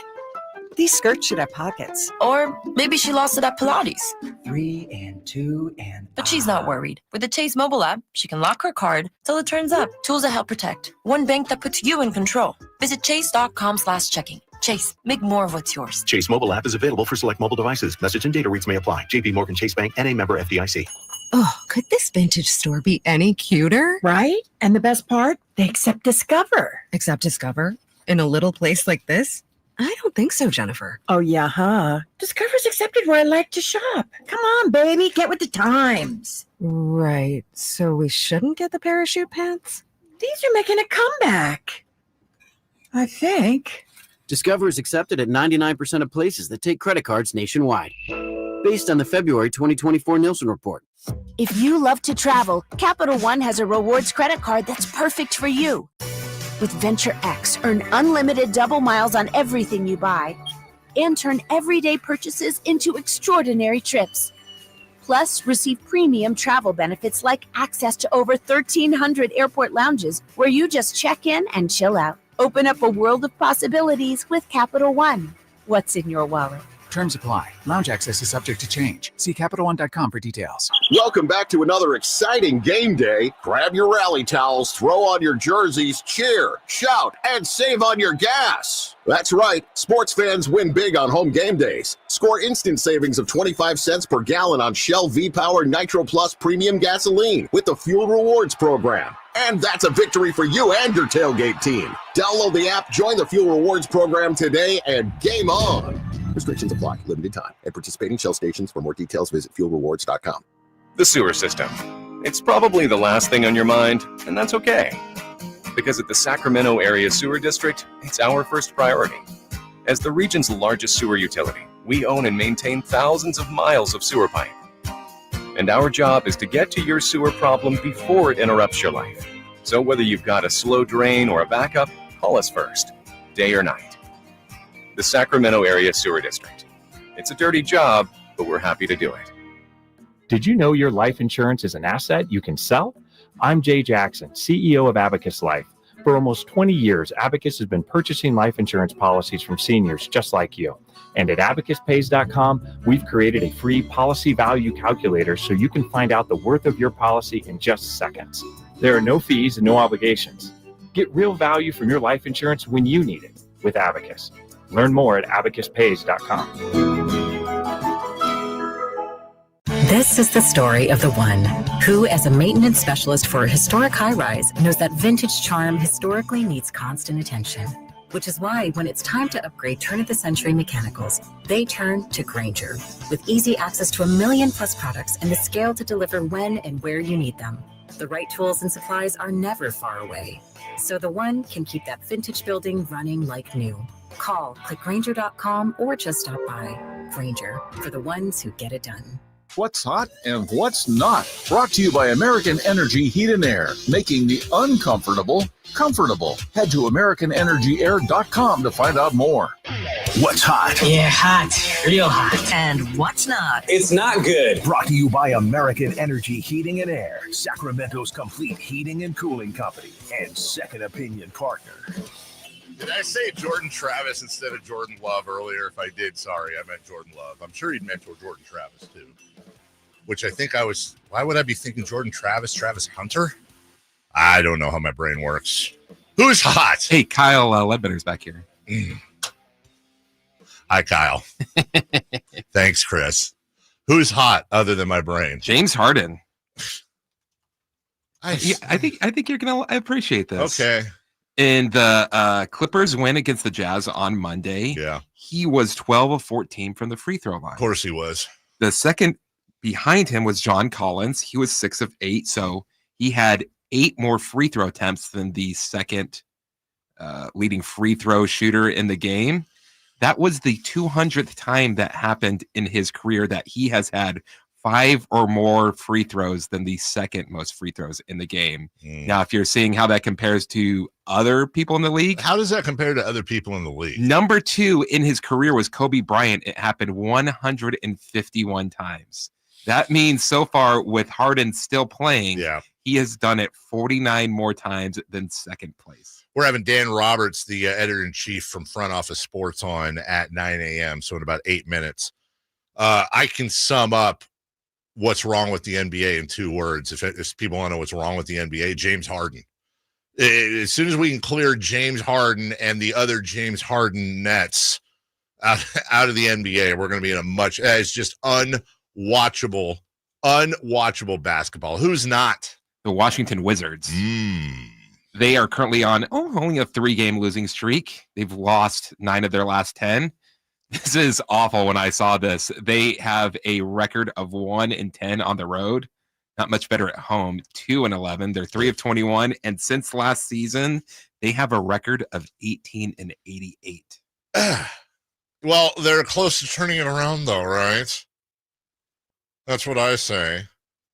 Meanwhile, Kyle Kuzma has been linked to the Kings for the 754th time. By the way, we'll move. I want to talk about this. We'll move 3 in the key to 928. I just saw in the chat line too, which makes this perfect. I said, well, what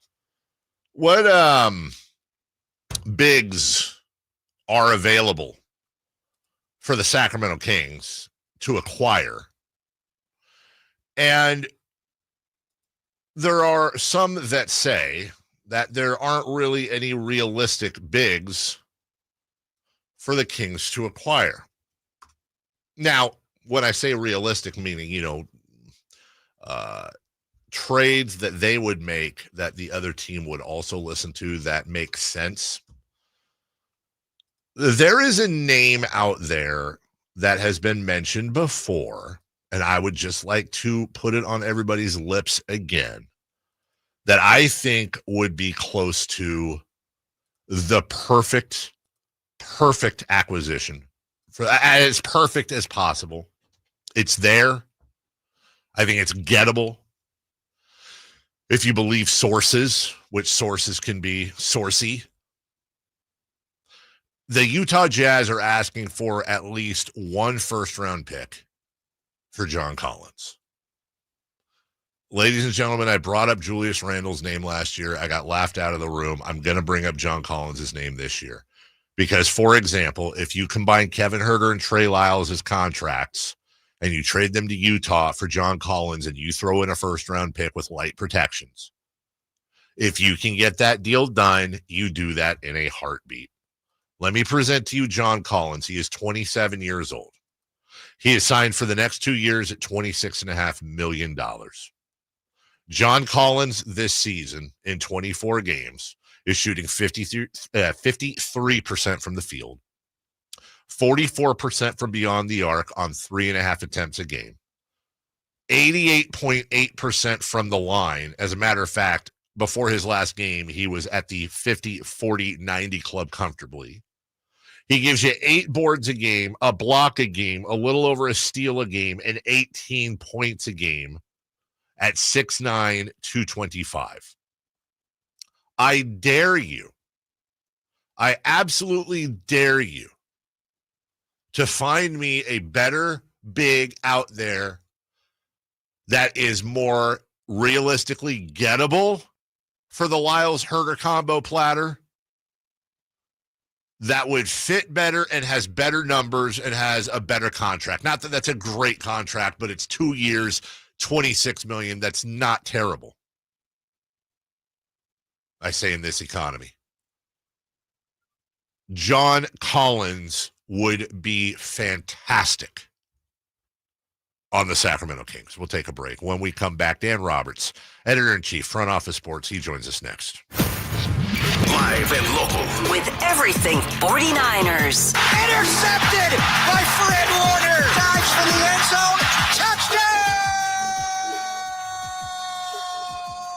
San Francisco! Lob ball. George went up and caught the ball. Touchdown! The 49ers play on Sacktown Sports 1140. If you're living with diabetes and using insulin, you know the pain of pricking your fingers over and over again. By wearing a small remote device called a continuous glucose monitor, or CGM, you can reduce the pain of pricking your fingers right away. If you're testing your blood sugar 4 or more times per day, injecting insulin 3 or more times per day, or using an insulin pump, call the Diabetic Health Hotline today and learn about the latest CGM technology. A CGM can immediately reduce pain. It's accurate, easy to use, and helps you make better diabetes treatment decisions. And if you have Medicare, you can get a new CGM at little or no out-of-pocket cost. Plus, get free shipping, and we'll bill your insurance company for you. Call now to receive your new continuous glucose monitor at little or no out-of-pocket cost. Paid for by U.S. Medical Supply. Call 800-611-6638. That's 800-611-6638. Again, 800-611-6638. That's 800-611-6638. Whitey here reminding you that not all grills are created equal. Give your family a real treat. Bring out all the flavors of the upcoming holidays with the amazing Napoleon Prestige line of outdoor cookers. And get this, Napoleon Grill's Black Friday Cyber Mondays include a limited time $300 off their top-selling Phantom Grill and 15% off all gas, kettle, and travel grills. Napoleon grills are built different, built better, built to last. Complete with a lifetime warranty and premium steel that boasts absolute quality. Whitey and Napoleon Grills wish you happy holidays. Visit Green Acres Nursery today for your best selection of Napoleon grills and accessories. The most wonderful time of the year has officially begun at Fasteners Inc. Tool Outlet in Sacramento. This is the sale you've been dreaming of, with holiday hits on every aisle. 12 full days of unbeatable prices on only the best Makita products in town, and much, much more. Free batteries with tools, free tools with batteries, and bare tools starting at just $99. So check us out at 6701 Power Inn Road in Sacramento, or shop our Christmas deals online at fastenersinc.net. Fasteners Inc. Tool Outlet. Better tools, better prices. I'm Craig Ashton of the injury law firm of Ashton & Price. The winter months bring joy, but also with more rain and snow, unfortunately, more accidents. Over the last quarter century, thousands of Northern California residents have looked to Ashton & Price to be their root op with a law license to guide them through the storm of an injury claim. As always, we wish you and your family the safest and happiest of holidays. But if you need us, at Ashton & Price, we're here for you. So whether you've been naughty or nice, happiest holidays from Ashton & Price. Remember, for the best advice, don't think twice. Call Ashton & Price. Get year-end pricing during Happy Honda Days at Folsom Lake Honda, your one-stop Honda shop. Folsom Lake Honda is your one-stop Honda shop for great pricing on our entire selection of new CRVs, HRVs, Ridgeline Civics, and Accords. Plus, with low finance and lease options, now's the time to buy. Hurry in and save during Happy Honda Days at Folsom Lake Honda, or go to folsomlakeHonda.com. Folsom Lake Honda, yeah, your one-stop Honda shop. Hey, it's time to open up your calendar app for some incredible live events coming your way. This is the Sacktown Sports Live Events Calendar, bringing you the hottest shows in town. Kick off 2025 with country superstars Dylan Scott and Jackson Dean. They're hitting the stage at Thunder Valley on January 10th for a night of hot country hits. Then on January 11th, laugh until your sides hurt with comedy legend Bill Engvall. He's performing live at Thunder Valley, a show you won't want to miss. And the one and only Justin Timberlake is bringing electrifying energy to the Golden One Center on January 15th. This is your chance to see an icon in action. For a more intimate vibe, catch Bryce Vine at Ace of Spades on January 25th. It'll be an unforgettable night of alternative hip-hop. And finally, looking ahead to February 20th, Old 60 lights up Ace of Spades with their unique blend of rock and soul. Get your tickets now because these shows will sell out fast. For details and updates, visit SacktownSports.com. And stay tuned. This is your ticket to the best live entertainment in the 916, the Sacktown Sports Live Events Calendar. All guests come to you from the Folsom Lake Honda hotline. Folsom Lake Honda, your one-stop Honda shop. KHD1 Sacramento, KYMX HD3 Sacramento. From the Power Business Technology Toshiba Studios. Sacramento's official home of the 49ers. San Francisco. Sacktown Sports, 1140. The Carmichael Dave Show. He's on the microphone when he's not on the microphone. He's playing a song, and when he's not playing a song, he's on the microphone. And then boom. With Jason Ross. No, he didn't. Yes, he did. Call or text at 916-339-1140. It's the Carmichael Dave Show with Jason Ross on Sacktown Sports. Oh, you weren't lying. You weren't lying, Chris. Everybody on the YouTube feed can see. Joining us right now. As I walked back in the room during the break, Chris turned to me and he said, "You're about to see the best background we've ever seen." And Brody Brazil, Your Honor, holds that trophy. But Brody's got competition. As Dan Roberts, the editor-in-chief of Front Office Sports, joins us. That is a very editor-in-chiefy background, by the way, as well. Dan, I'm Dave. Good morning. How are you? Thank you, gentlemen. Yep, coming at you from the FOS studio in New York. Good to be on. So is that that's a legit background? That is fantastic. Like, that is really an excellent look. And dare I say to others watching both live and taped, let that be a lesson to you. The professionalism, the look overall. Maybe you didn't hear of front office sports before, and if you didn't, shame on you. But now when you see that type of background coming, you got to believe that the information coming from front office sports is as quality as that background, Dan. Yeah, that's right. And I hope your listeners do know FOS. Been covering the business of sports since 2015. A lot of people read our 2 daily newsletters, and then, of course, breaking news on the site, and doing a lot more video opportunities here in our studios. So, of course, all this week, we've been all over the NBA ratings story. Yep, and not only that, by the way, did you see the plug? And then did you see the transition from the guest? All right, I'm ready to go. This is fantastic. So, yeah, that's why we're having you on, and we appreciate your time.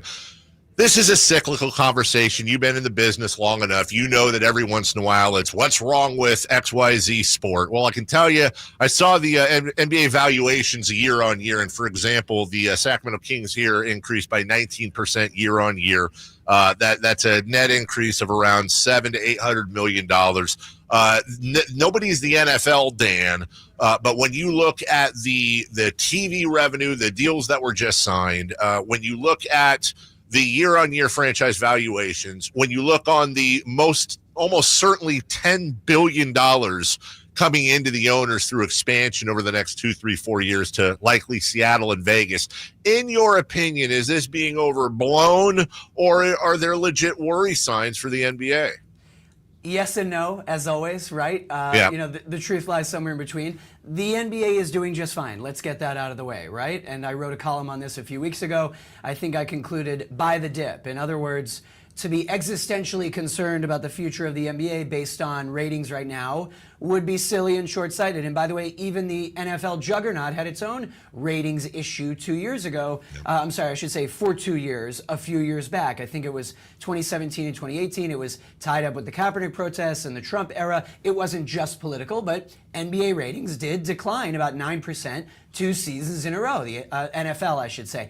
And that was sort of fascinating. And now, of course, you look at the NFL, they're doing just fine, up only, all the numbers are up. NBA will be fine. Look at their social media following. It's the social media league. Look at their global fan base. However, a 19% dip compared to last year is significant. It is a story. The league at first, for a few weeks behind the scenes, guys, they were sort of trying to soften this and say, you know, this isn't much of a story and you have to have the context.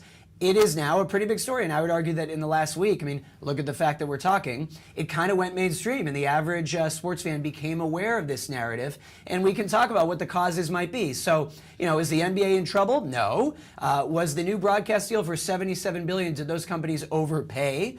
Probably not. You mentioned team valuations. I always think those are so ballparked and you know, rough math. Probably every single one of these teams could sell for higher than their valuation right now. All those things are doing fine, but it's a significant ratings decline, and it's worth exploring why we're seeing it. Dan Roberts joining us from Front Office Sports. I have a rule in the chat where we stay away from politics for obvious reasons, but that is the elephant in the room here, so let's responsibly do this. With football, you tied that in with the Kaepernick protests, with kneeling, with all of that, the outspoken and political nature some players and teams had, and it was quite the environment, let's just say, at that time with COVID, everything else. Now you have some of the same conversations when people are trying to discern the ratings drop with the NBA, where you have coaches like Steve Kerr and Greg Popovich being outspoken about their politics. You have different initiatives, things that there are some in the fan base. I'm not judging. I'm just saying there are some in the fan base that say this is woke or get politics out of the equation. In your opinion, do you think that the NBA fall off has anything to do with the political nature of things at all? Close to nothing so far, Okay. if I had Yep. to bet. Now, Okay. and let me be clear with the NFL, that was certainly part of it. It wasn't the whole thing, but I think Sure. it was part of it. And I don't think it's political to say, by the way, that when the current president is out there tweeting relentlessly about your league and criticizing, I'm speaking about Trump and the NFL years ago, that has an effect. Sure. So by the way, just wait until, you know, President Trump takes office and sets his sights on the NBA. Who knows? But right now, I don't think it's political. You're certainly right that people love to say, oh, the NBA is woke. And let's also remember another example where it wasn't just smoke, it was a legitimate story. But the NBA had quite a kerfuffle kerfuffle with China years That's back, right. and Daryl Morey and what he said about China and Hong Kong protesters. That was a real story that had a real impact. Right now, what do I think? I think there's a panoply of things, each of which is kind of legitimate. Shaq says too many threes. Barkley says fans are paying a lot of money to go to the game, and they're not seeing the star play because the star is resting. These guys are making $95 million. They can't play 2 games 2 nights in a row. So load management, call that whatever you want. Player injuries, players sitting to rest their legs, whatever you want to call that. That's something. That's a real thing. You ask me, the biggest factor, it's kind of a long season, and people aren't really necessarily eager to watch a week 2 regular season NBA game when they've got NFL still going on. They were up against the World Series at the beginning. They were up against the election. That's what Adam Silver blamed at first. Now, of course, we're weeks later, so you can't blame that anymore. But there's a lot of distraction. It's easy to backseat drive the commissioners. I mean, it's the worst job, being the commissioner. The money's good. But I would say I'd start the NBA season around Christmas. Now, a good retort this year is you say, well, wait a minute, the NFL is about to steal Christmas Day, too, with the Netflix games. But I think the NBA season could start later. Not going to happen, because in our day and age, every league, it needs to get bigger, bigger, bigger every year by revenue and more, more, more. They're not going to shrink. But it's a long season, just like the baseball season is a long season. You know, it can be too simplistic, and it's too many three-pointers. It's the games are too slow. The games are too fast. There's too many games. Could it just be as simple as it's James Harden? That's my opinion. I think it's James Harden and that type of foul baiting crap, but everyone's got an opinion. Well, and I'll give you a few more, by the way, and it's hard for the league to control this, but I don't see that many exciting storylines so far this season. I'm a Celtics fan. I like that my team is killing it, but the number of threes is crazy. They're taking 50 threes a game. And let's remember also that last year's NBA Finals had a significant ratings dip. That led people to time to say, oh, is the deal too much? Again, you can't take the ratings from just one slice of the year and extrapolate and say, so then the TV deal isn't worth X, Y, Z. I mean, things on the open market, it's worth whatever companies are willing to pay, so $77 billion. But, a number of things out there. The stars are aging. Durant and Westbrook and LeBron and Curry, these guys are aging out. Who's going to be the next generation of young stars? Is it Wemby? I mean, the rest of the team isn't very good, but he's exciting. Is it Gilgeous-Alexander? I don't know. So right now, I think there's just not a ton of compelling, exciting things. I mean, I've watched one game, and it was the Celtics-Warriors matchup. That was one of the few primetime games that have rated very well. It was an exception to the ratings dip. That was exciting. Oh, I also watched Celtics-Cavs back when the Cavs, shockingly, were still undefeated. So that's what, and again, everyone's going to have their opinions, and as you've kind of communicated clearly, it's not just any one thing, and the NBA is not in trouble, but there are always rooms around the margin to improve. The one that kind of adjacent to what you said, I just think a big part of it's rivalries. We don't have, there's what are the big rivalries right now? Is Celtics Knicks okay? Kings Warriors, Kings no, who cares? I'm not going to come out and say, hey, there should be more fights. That's too simplistic. But you had Magic and Bird. You had the Pistons and the Celtics. You had the Bulls and the Pistons. You had the Bad Boys. You had Shaq and Kobe versus the world. You had, even a couple years ago here in Sacramento, the Kings Warriors was the most watched series, 7-game series of the entire playoffs, and it was a first-round series. It seems like everybody's just too high-five, huggy, and we'll play you and we'll go home. There's just not enough hate in the NBA these days. I know what you mean, and again, it's hard for the league to manufacture it, but you don't see the same fire. And by the way, I mentioned I'm obviously a Celtics fan. I'm from Boston, but I also understand the people who think that team, as dominant as they are, isn't really that thrilling. I mean, are Jaylen Brown and Jason Tatum the most charismatic stars in the league? I don't really think they are. I think Jaylen is kind of interesting in his brooding way, but I don't think Tatum has sort of the charisma and the star power needed to be the face of the league. When we talk about baseball this year, you talk about an age-old debate. Who's the face of baseball? Well, this year, MLB got its dream matchup. You had Judge versus Ohtani and the two coasts. In the NBA, I'm not sure anymore.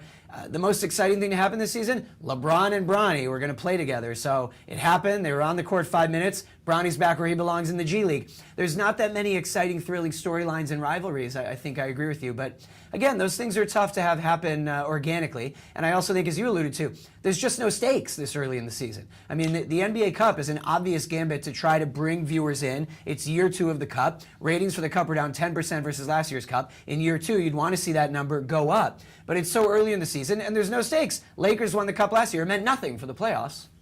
Last thing for you, you mentioned markets as well, New York, LA. in baseball. Obviously, I think the NBA would love Warriors Celtics, Lakers Knicks, et cetera, et cetera. Yet you go over to the NFL, and the highest rated regular season game this year amongst all high rated games for the NFL was the Bills and the Chiefs. You're talking about Buffalo, New York. You're talking about Kansas City.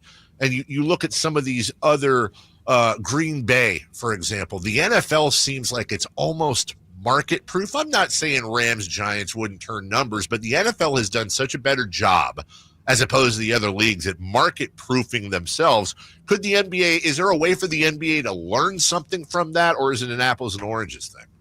Well, I think what the league can do, and the point of the way the contracts are designed and the way the leagues are structured, is ideally you have parity where the new stars are being dispersed to different teams regardless of where the teams are. I mean, you don't have that in baseball. I was just in here talking with someone else about Juan Soto, and is the future that, the Steve Cohens are just going to come in with the hedge fund guys with the deep pockets, and 4 or 5 teams will always have stars for the rest of our lives. In the NBA and the NFL, you should hypothetically see more parity, and I think in the NFL you really have. I mean, that's why I realize I'm coming off as such a Boston guy, but that's why the Pats dynasty was so impressive and amazing. The way the NFL is designed, you're not supposed to be able to be this good for this long, one team. So all that said, your point about markets, now, on the other hand, the NFL is such a ratings guarantee. People will watch any game. You know, huge numbers for 2 teams that aren't good. But point being, those teams, the Bills and the Ravens and the Chiefs, are really good, and they're in a period of 4 or 5 seasons in a row where they're consistently really good. They have the stars. Detroit this year, that's exciting. And in the NBA, I think you have fewer loyalists now. People just watch for the individual stars and not necessarily their hometown. So what lesson could they learn? You mentioned Vegas off the top. I think we expect a team in Vegas. Vegas has been a really interesting thing. People said, it's a transient city, it's tourist, you can't have teams there. Suddenly we're going to have, NHL, NFL, and maybe an NBA team, and maybe eventually an MLB or an MLS team. So that's just, I don't know what to make of that other than I think people will watch if you have the stars and if the team is good. It's not easy. On Front Office Sports today, amongst other things, Carmelo Anthony being in play for a possible NBA analyst job. All kinds of great stuff there. Follow them. Very simple. At FOS, as in Front Office Sports. Thanks to you, Dan. Thanks to your very nice background. I don't see any drones behind you, so I think we're okay. I was in Logan Airport last Sunday where they have all the banners from all the championships right as you go through security. And as a Sacramento guy, maybe want to puke. Maybe share them with other people, but I get it. Appreciate your time, brother. Thanks, guys. Good fun. All right, take care. That's Dan Roberts. We'll take a very quick break. When we come back, 3 in the key, and why Woody Johnson is such a ding-dong. We'll do that next. Trying to find out where to catch your favorite team's games? Are you a fan of the Kings, Niners, and the NFL? Well, Sacktown Sports has you covered. Touchdown! San Francisco! It's all on his shoulders. Cox rocks. He fires for the win. He's got the triple. Catch all your Kings, Niners, and NFL games all year long on Sacktown Sports and SacktownSports.com. I love spreading joy with gifts this time of year, but I try not to spread my budget too thin. Luckily, Kohl's has come through for me once again. I just went and used a 25% off coupon to score so many great gifts under $20, like cozy pajamas and fleece, amazing gift sets, and beauty must-haves. So if you're looking to give more for less this season, get to Kohl's. Select styles. Offers end December 24th. Some exclusions apply. See store at Kohl's.com for details.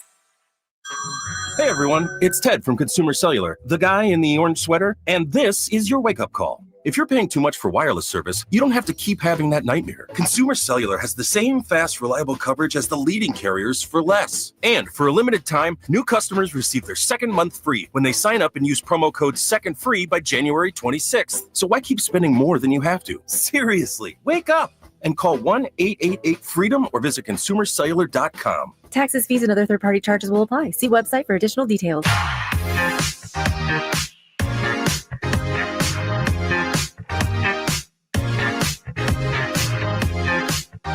The Carmichael Dave Show with Jason Ross. Call or text at 916-339-1140. On Sacktown Sports.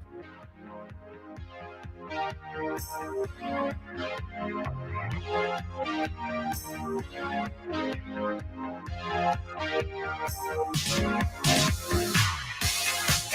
thanks to Dan Roberts. That was a great background.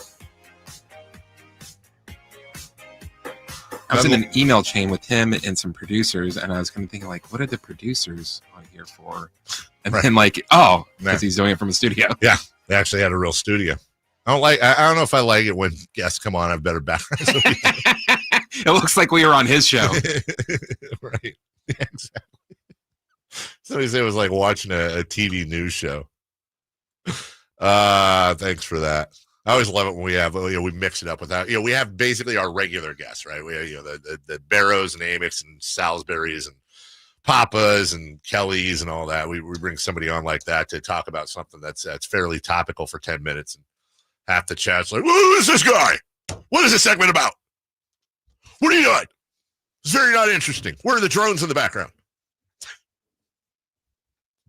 And there's like one guy in the chat that's like, John Collins, are you kidding me? Let's just talk about Ben Simmons. What are you talking about? It's garbage. It's not paying him $25 million for 1880. Stupid.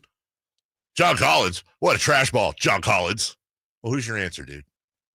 What's your option?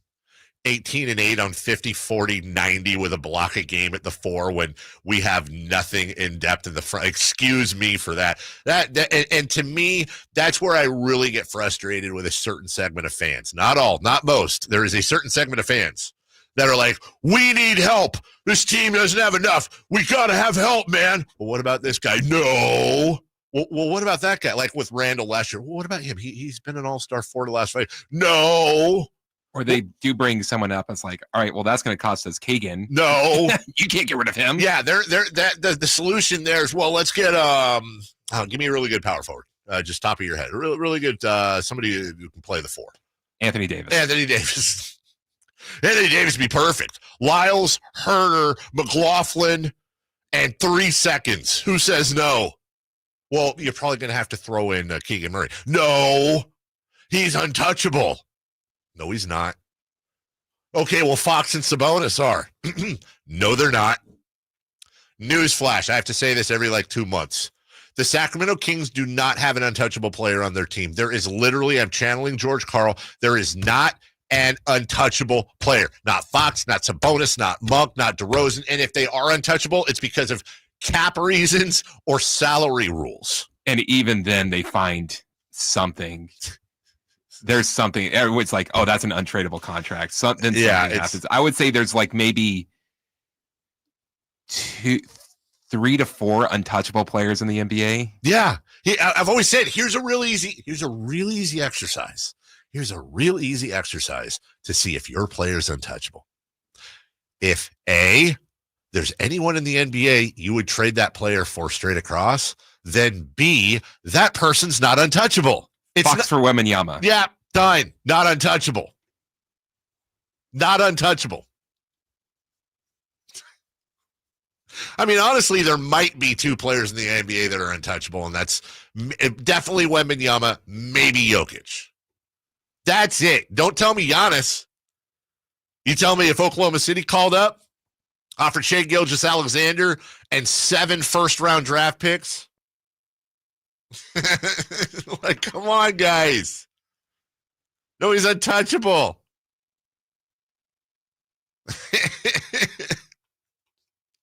And I don't have a problem. I don't have a problem if John Collins isn't your cup of tea. I don't. But push the conversation forward. Specifically, why isn't he? And if he is not, what is your realistic alternative? Bonus points, since most of you, for example, in the chat or who are texting, have access to an internet. Look up ESPN's trade machine. That's the very first thing you do. Plug in the names and see if the salaries work. Go to Basketball Reference, bring up a player comparison of that player, look at their numbers, then also look at their analytics. Look at their win shares per 48. Look at their offensive and defensive win shares. Look at some of this stuff. It's not perfect, but just get a general idea. And John Collins, my case is I see a guy whose salaries match Herter and Lyles. I see a guy who could fit in perfectly at the 4 and would add what we sorely need, which is front court depth. I see a guy averaging 18 and 8 on a team where he's getting doubled along with Lauri Markkanen, who's been hurt a lot of the year. And he's shooting 50, 40, 90 comfortably. Comfortably. Well, the 50-40 part, at least. I think he's at 88 from the line.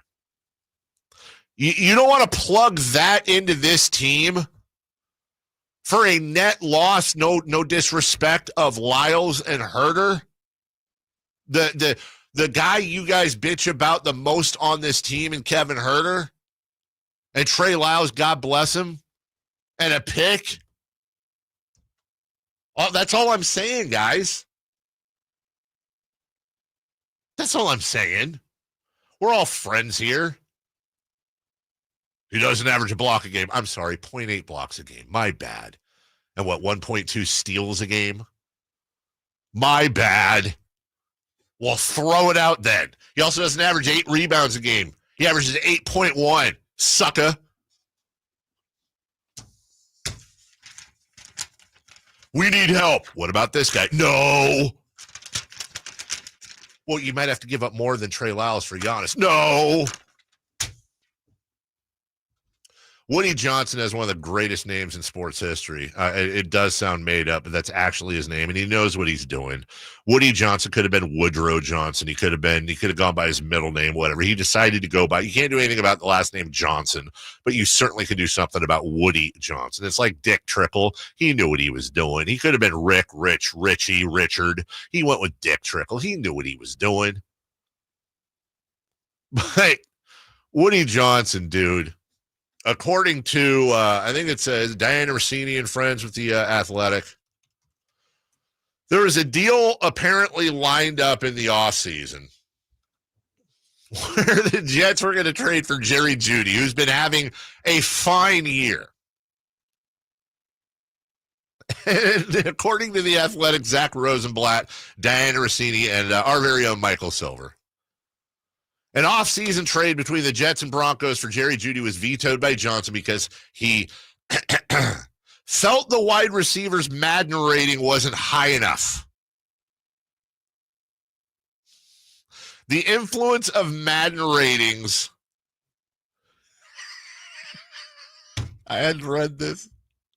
The influence of Madden ratings in Johnson's decision-making apparently stems from his teenage sons, Brick Johnson and Jack Johnson.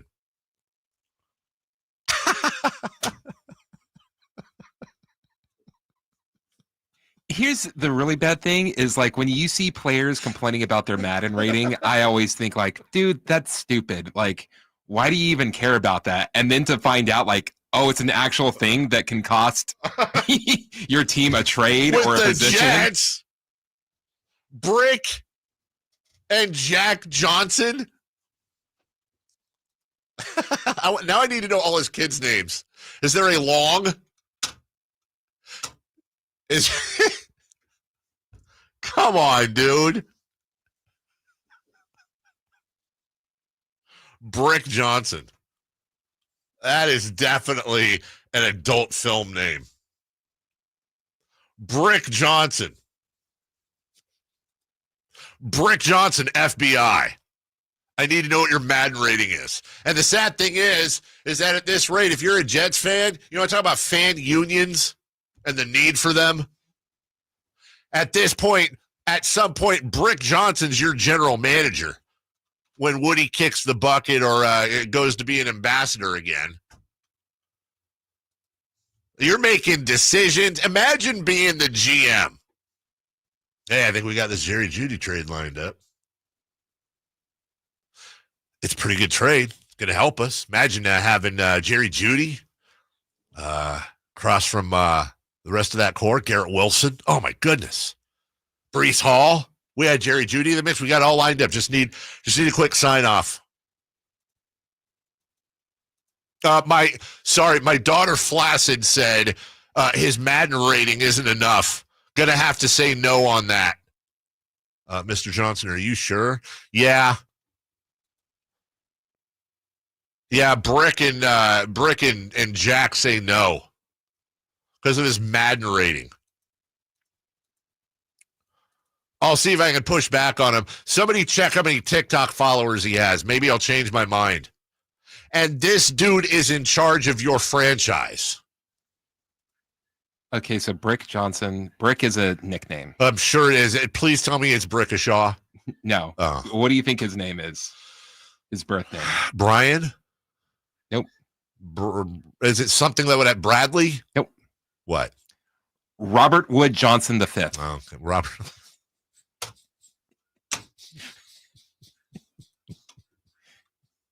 I guess the brick house comes after the wooden house and the three pigs. Maybe that's, I don't know. I mean, Rob Johnson's a fine name.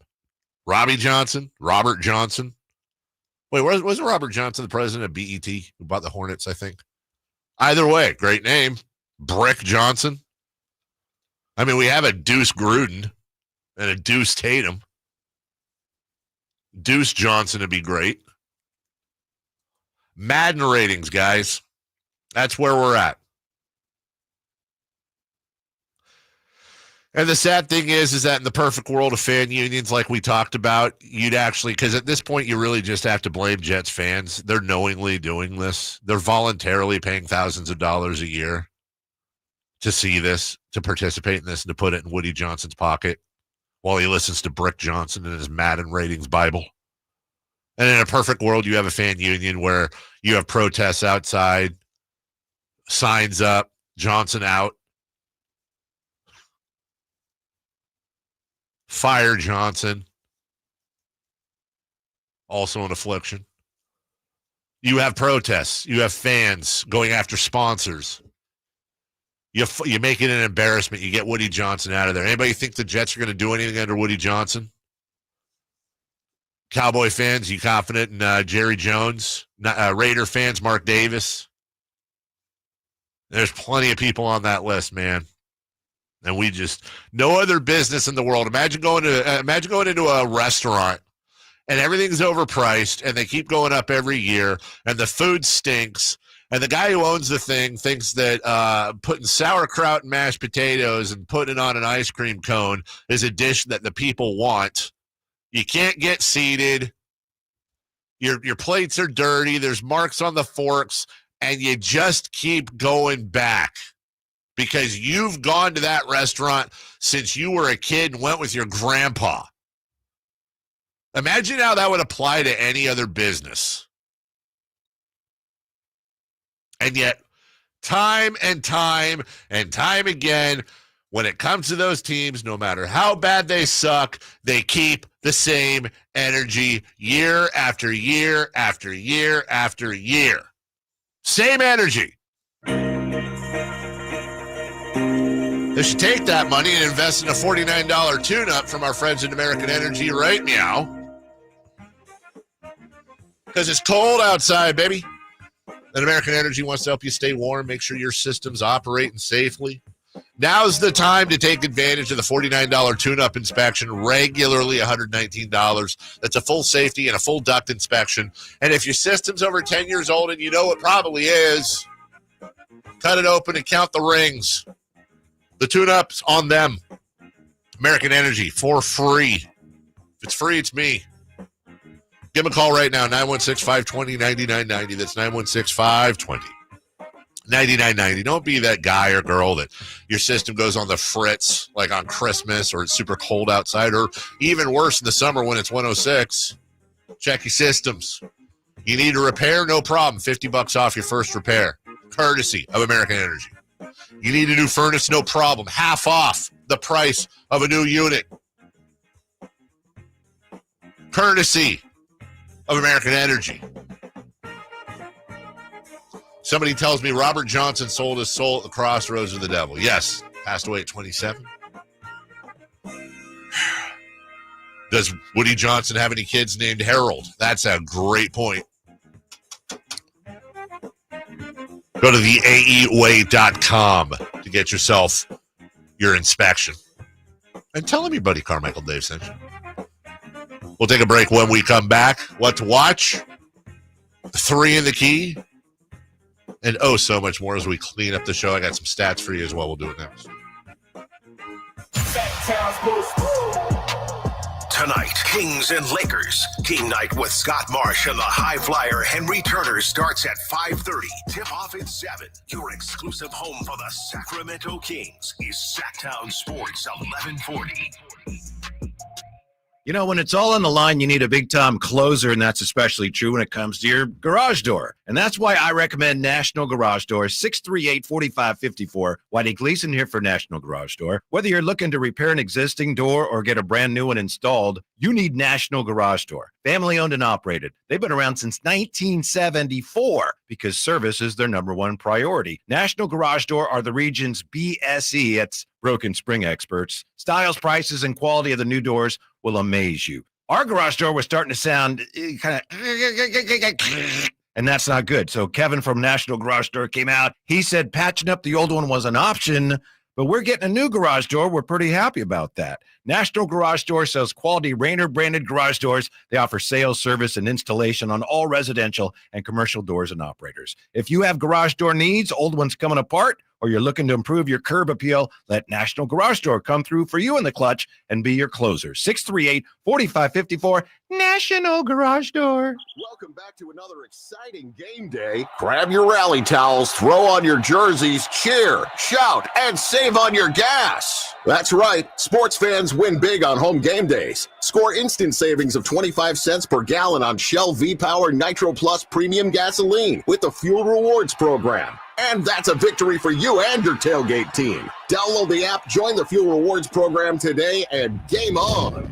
Restrictions apply. Limited time. At participating Shell stations. For more details, visit fuelrewards.com. Every rose has its thorn. Get ready for rock legend Bret Michaels, bringing his unforgettable show to the Nugget Casino Resort in Reno on December 28th.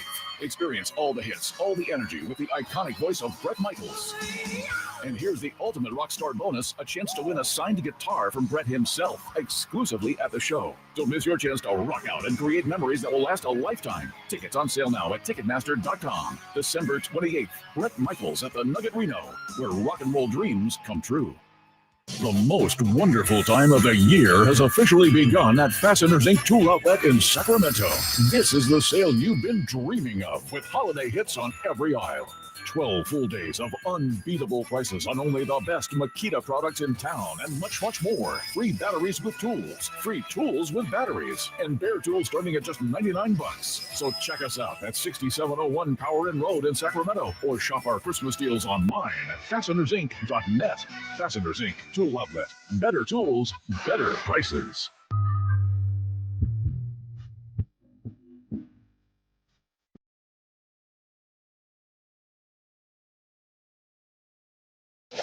Waking you up with the best in local sports. They just make it interesting, you know? It's the Carmichael Dave Show with Jason Ross on Sacktown Sports.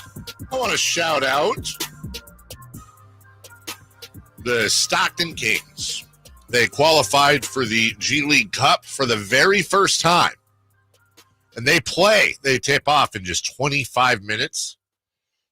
I expect Alan Stiles with up-to-the-minute updates throughout his program. They're playing very, very well. Shout out to my guy Corey for giving me that tip. Let's go. Let's go, Stockton Kings. Bring that cup home.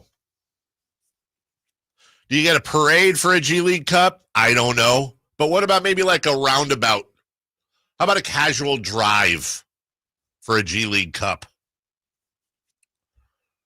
I'm for it. What to watch tonight? Of course, you have NFL football. Chargers host the Broncos.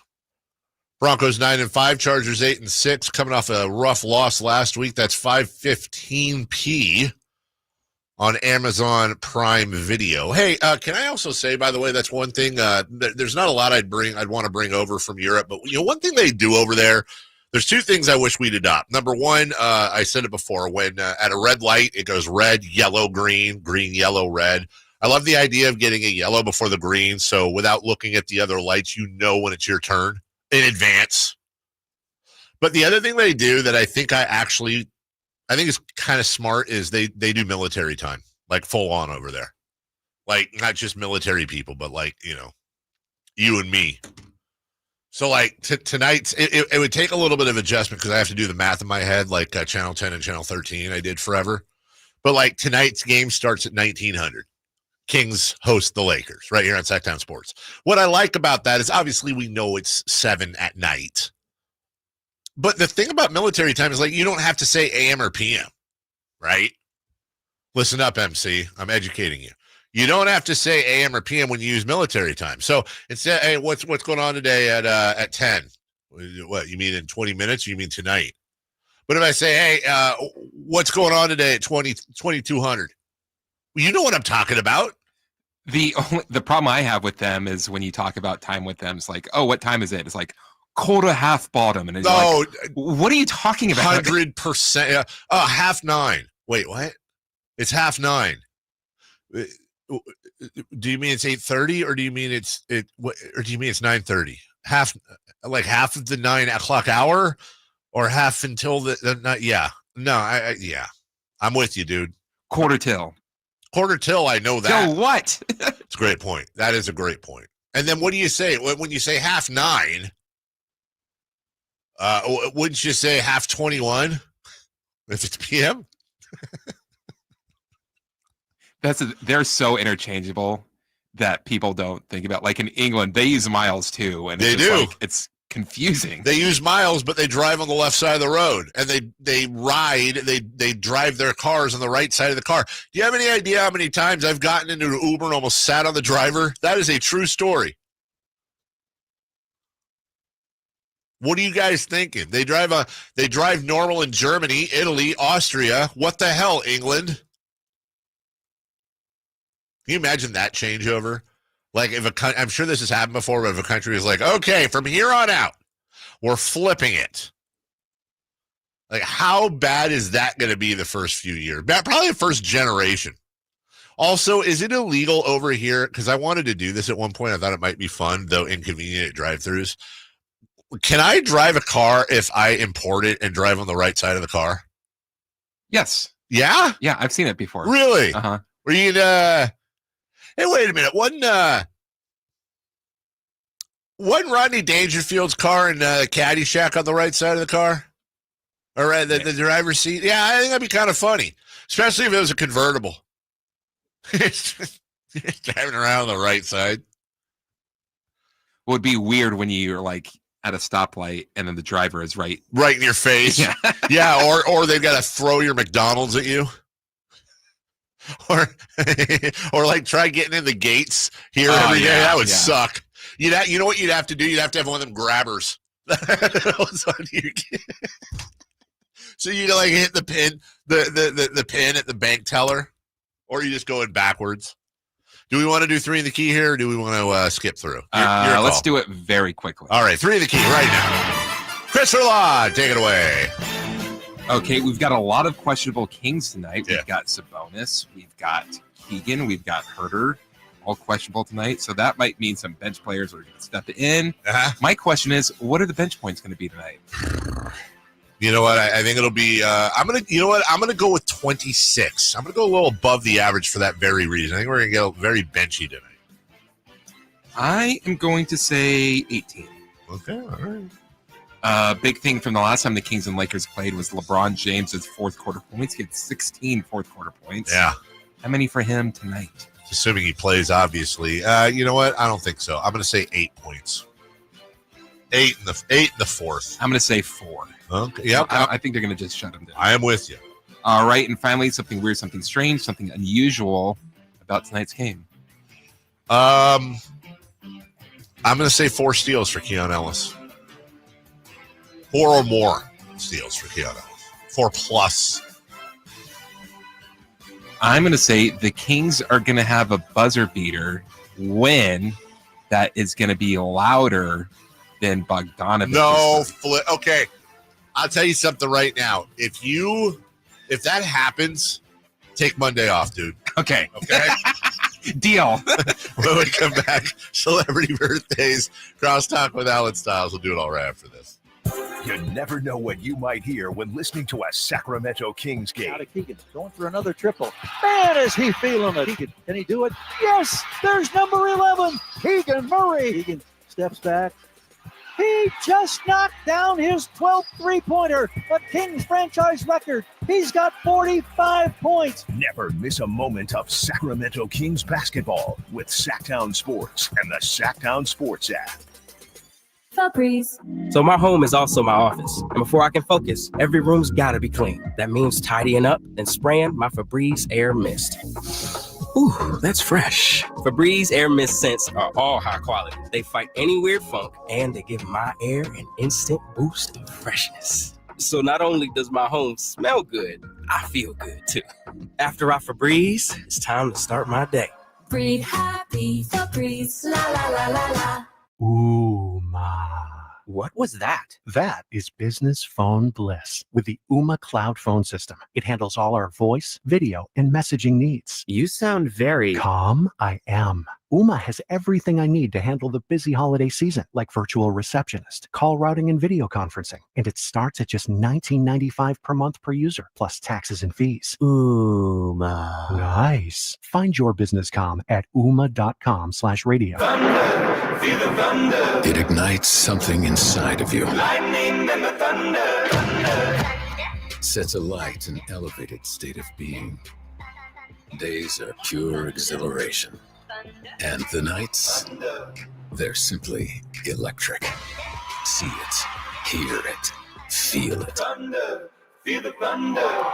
Lightning and the thunder. Thunder Valley Casino Resort. Feel the thunder.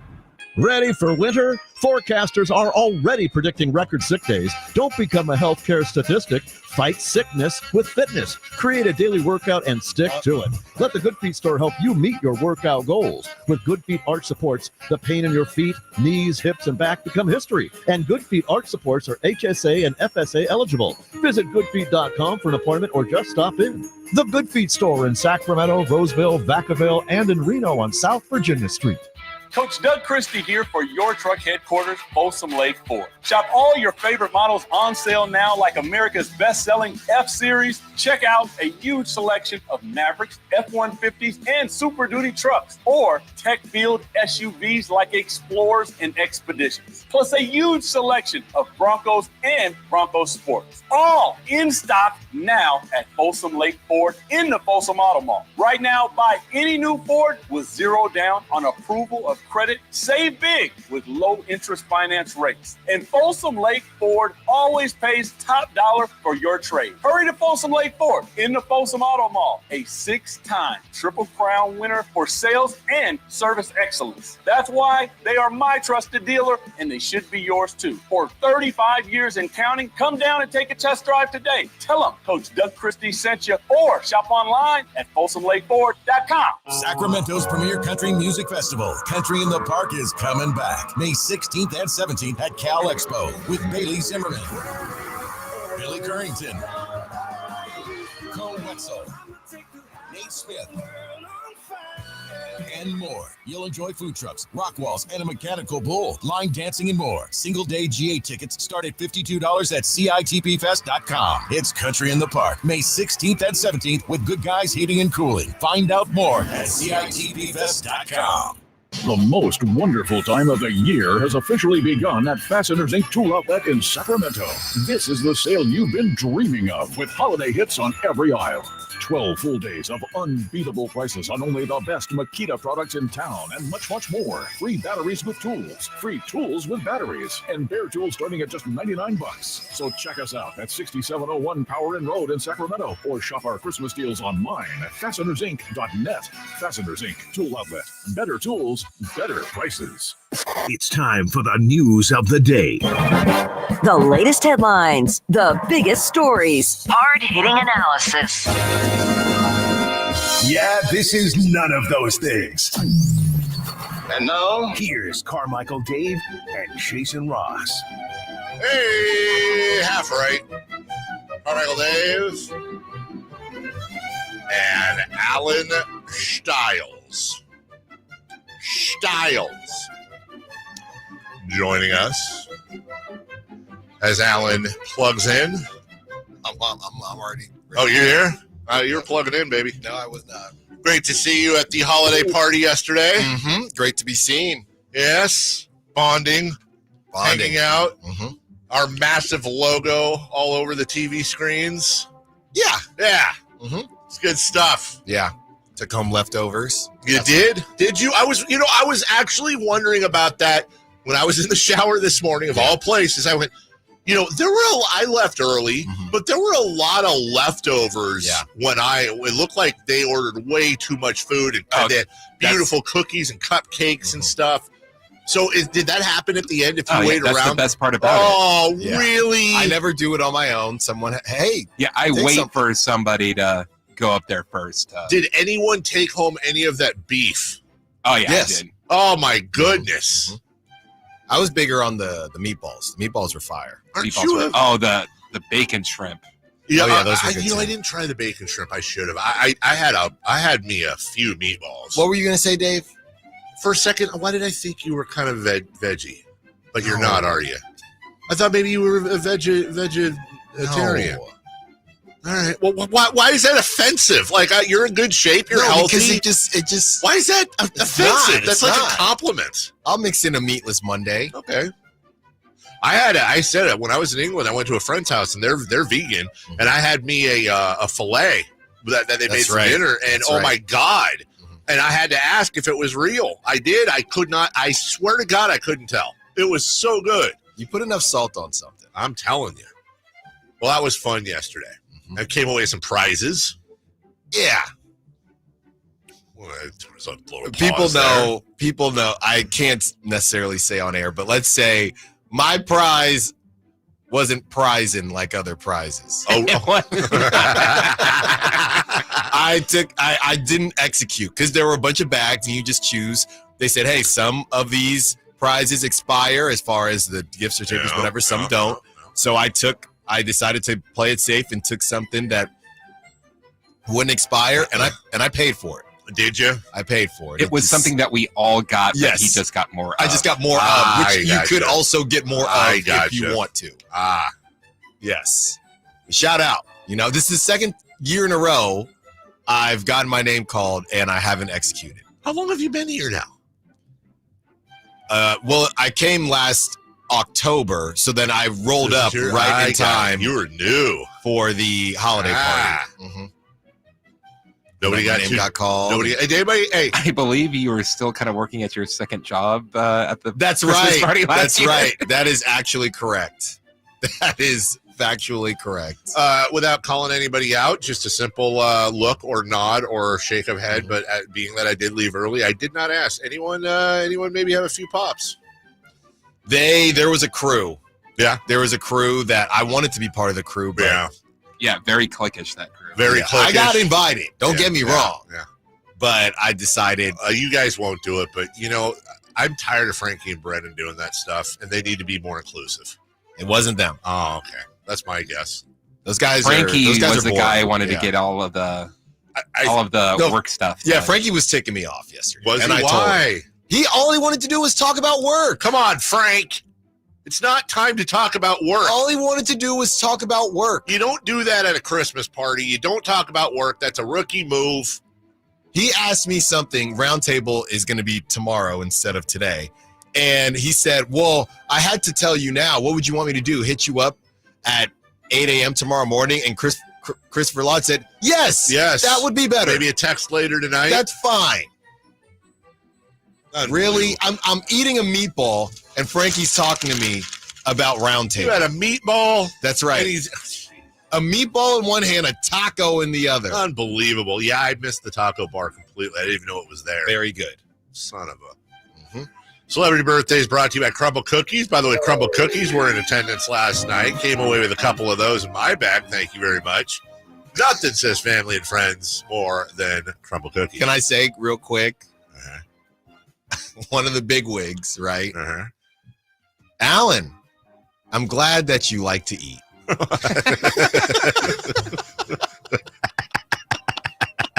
Let me ask you this. Would I need more than one guest to guess who No. No. That's fantastic. What do you say to that? What would you have said to that? You're welcome. Yeah. No problem. I said, thank you. You know what the right answer is? I do, and so does my entire family, which is tough to do on this paycheck. Oh, my And then just walk away. drop the mic. You can do that. Yeah, maybe year 3. Yeah, maybe in year 3. Who's old today, Christopher? Kevin McHale. Hey, Kevin McHale. Tall guy. Let's see. I'm going to go Kevin McHale is 67. 65. We do have a correct answer. Give it right here. Carmichael Dave, 67 years old. I know that Celtics team like the back of my hand. All right, we got another former NBA player and father of a current NBA player. Arvydas Sabonis' birthday is today. Oh, not your Arvydas. Prop Talk, Kyle. Remember that for Prop Talk. Oh, well, let's see. Our Arvydas is 61. No. Sabonis is 28. I'm going to say he's 65. We do not have a correct answer. Carmichael Dave is closest. He is 60 years old. All today. I do is win, no matter what. All right, I picked this one because I know it's really going to bum Dave out. Alyssa Milano's birthday is today. Mm-hmm. How old is Alyssa Milano? Who's the boss? 57? 55. We don't have a correct answer. Alan's closest. 52 years old for Alyssa Milano. I hedged my bet a little so I could say, oh, she's only 52. God dang, man. Did I have a pack of Rolaids for that one? That was one of my earliest crushes, dude. Holy crap. She was, and by the way, when she was on Who's the Boss, and it's okay because I'm younger than she is, so get off of me. I was a Kelly Kapowski guy. That's right. Who wasn't that generation? All right, what's It's like coming being up? a Jordan fan back then. It kind of is. G League Cup game, 10 a.m. start for the Stockton Kings. I know you will have live updates on that. What else is going on?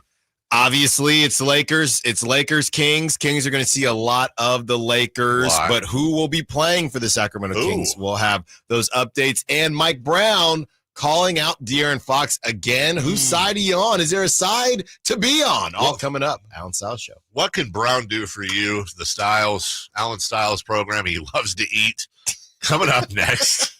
You never know what you might hear when listening to a Sacramento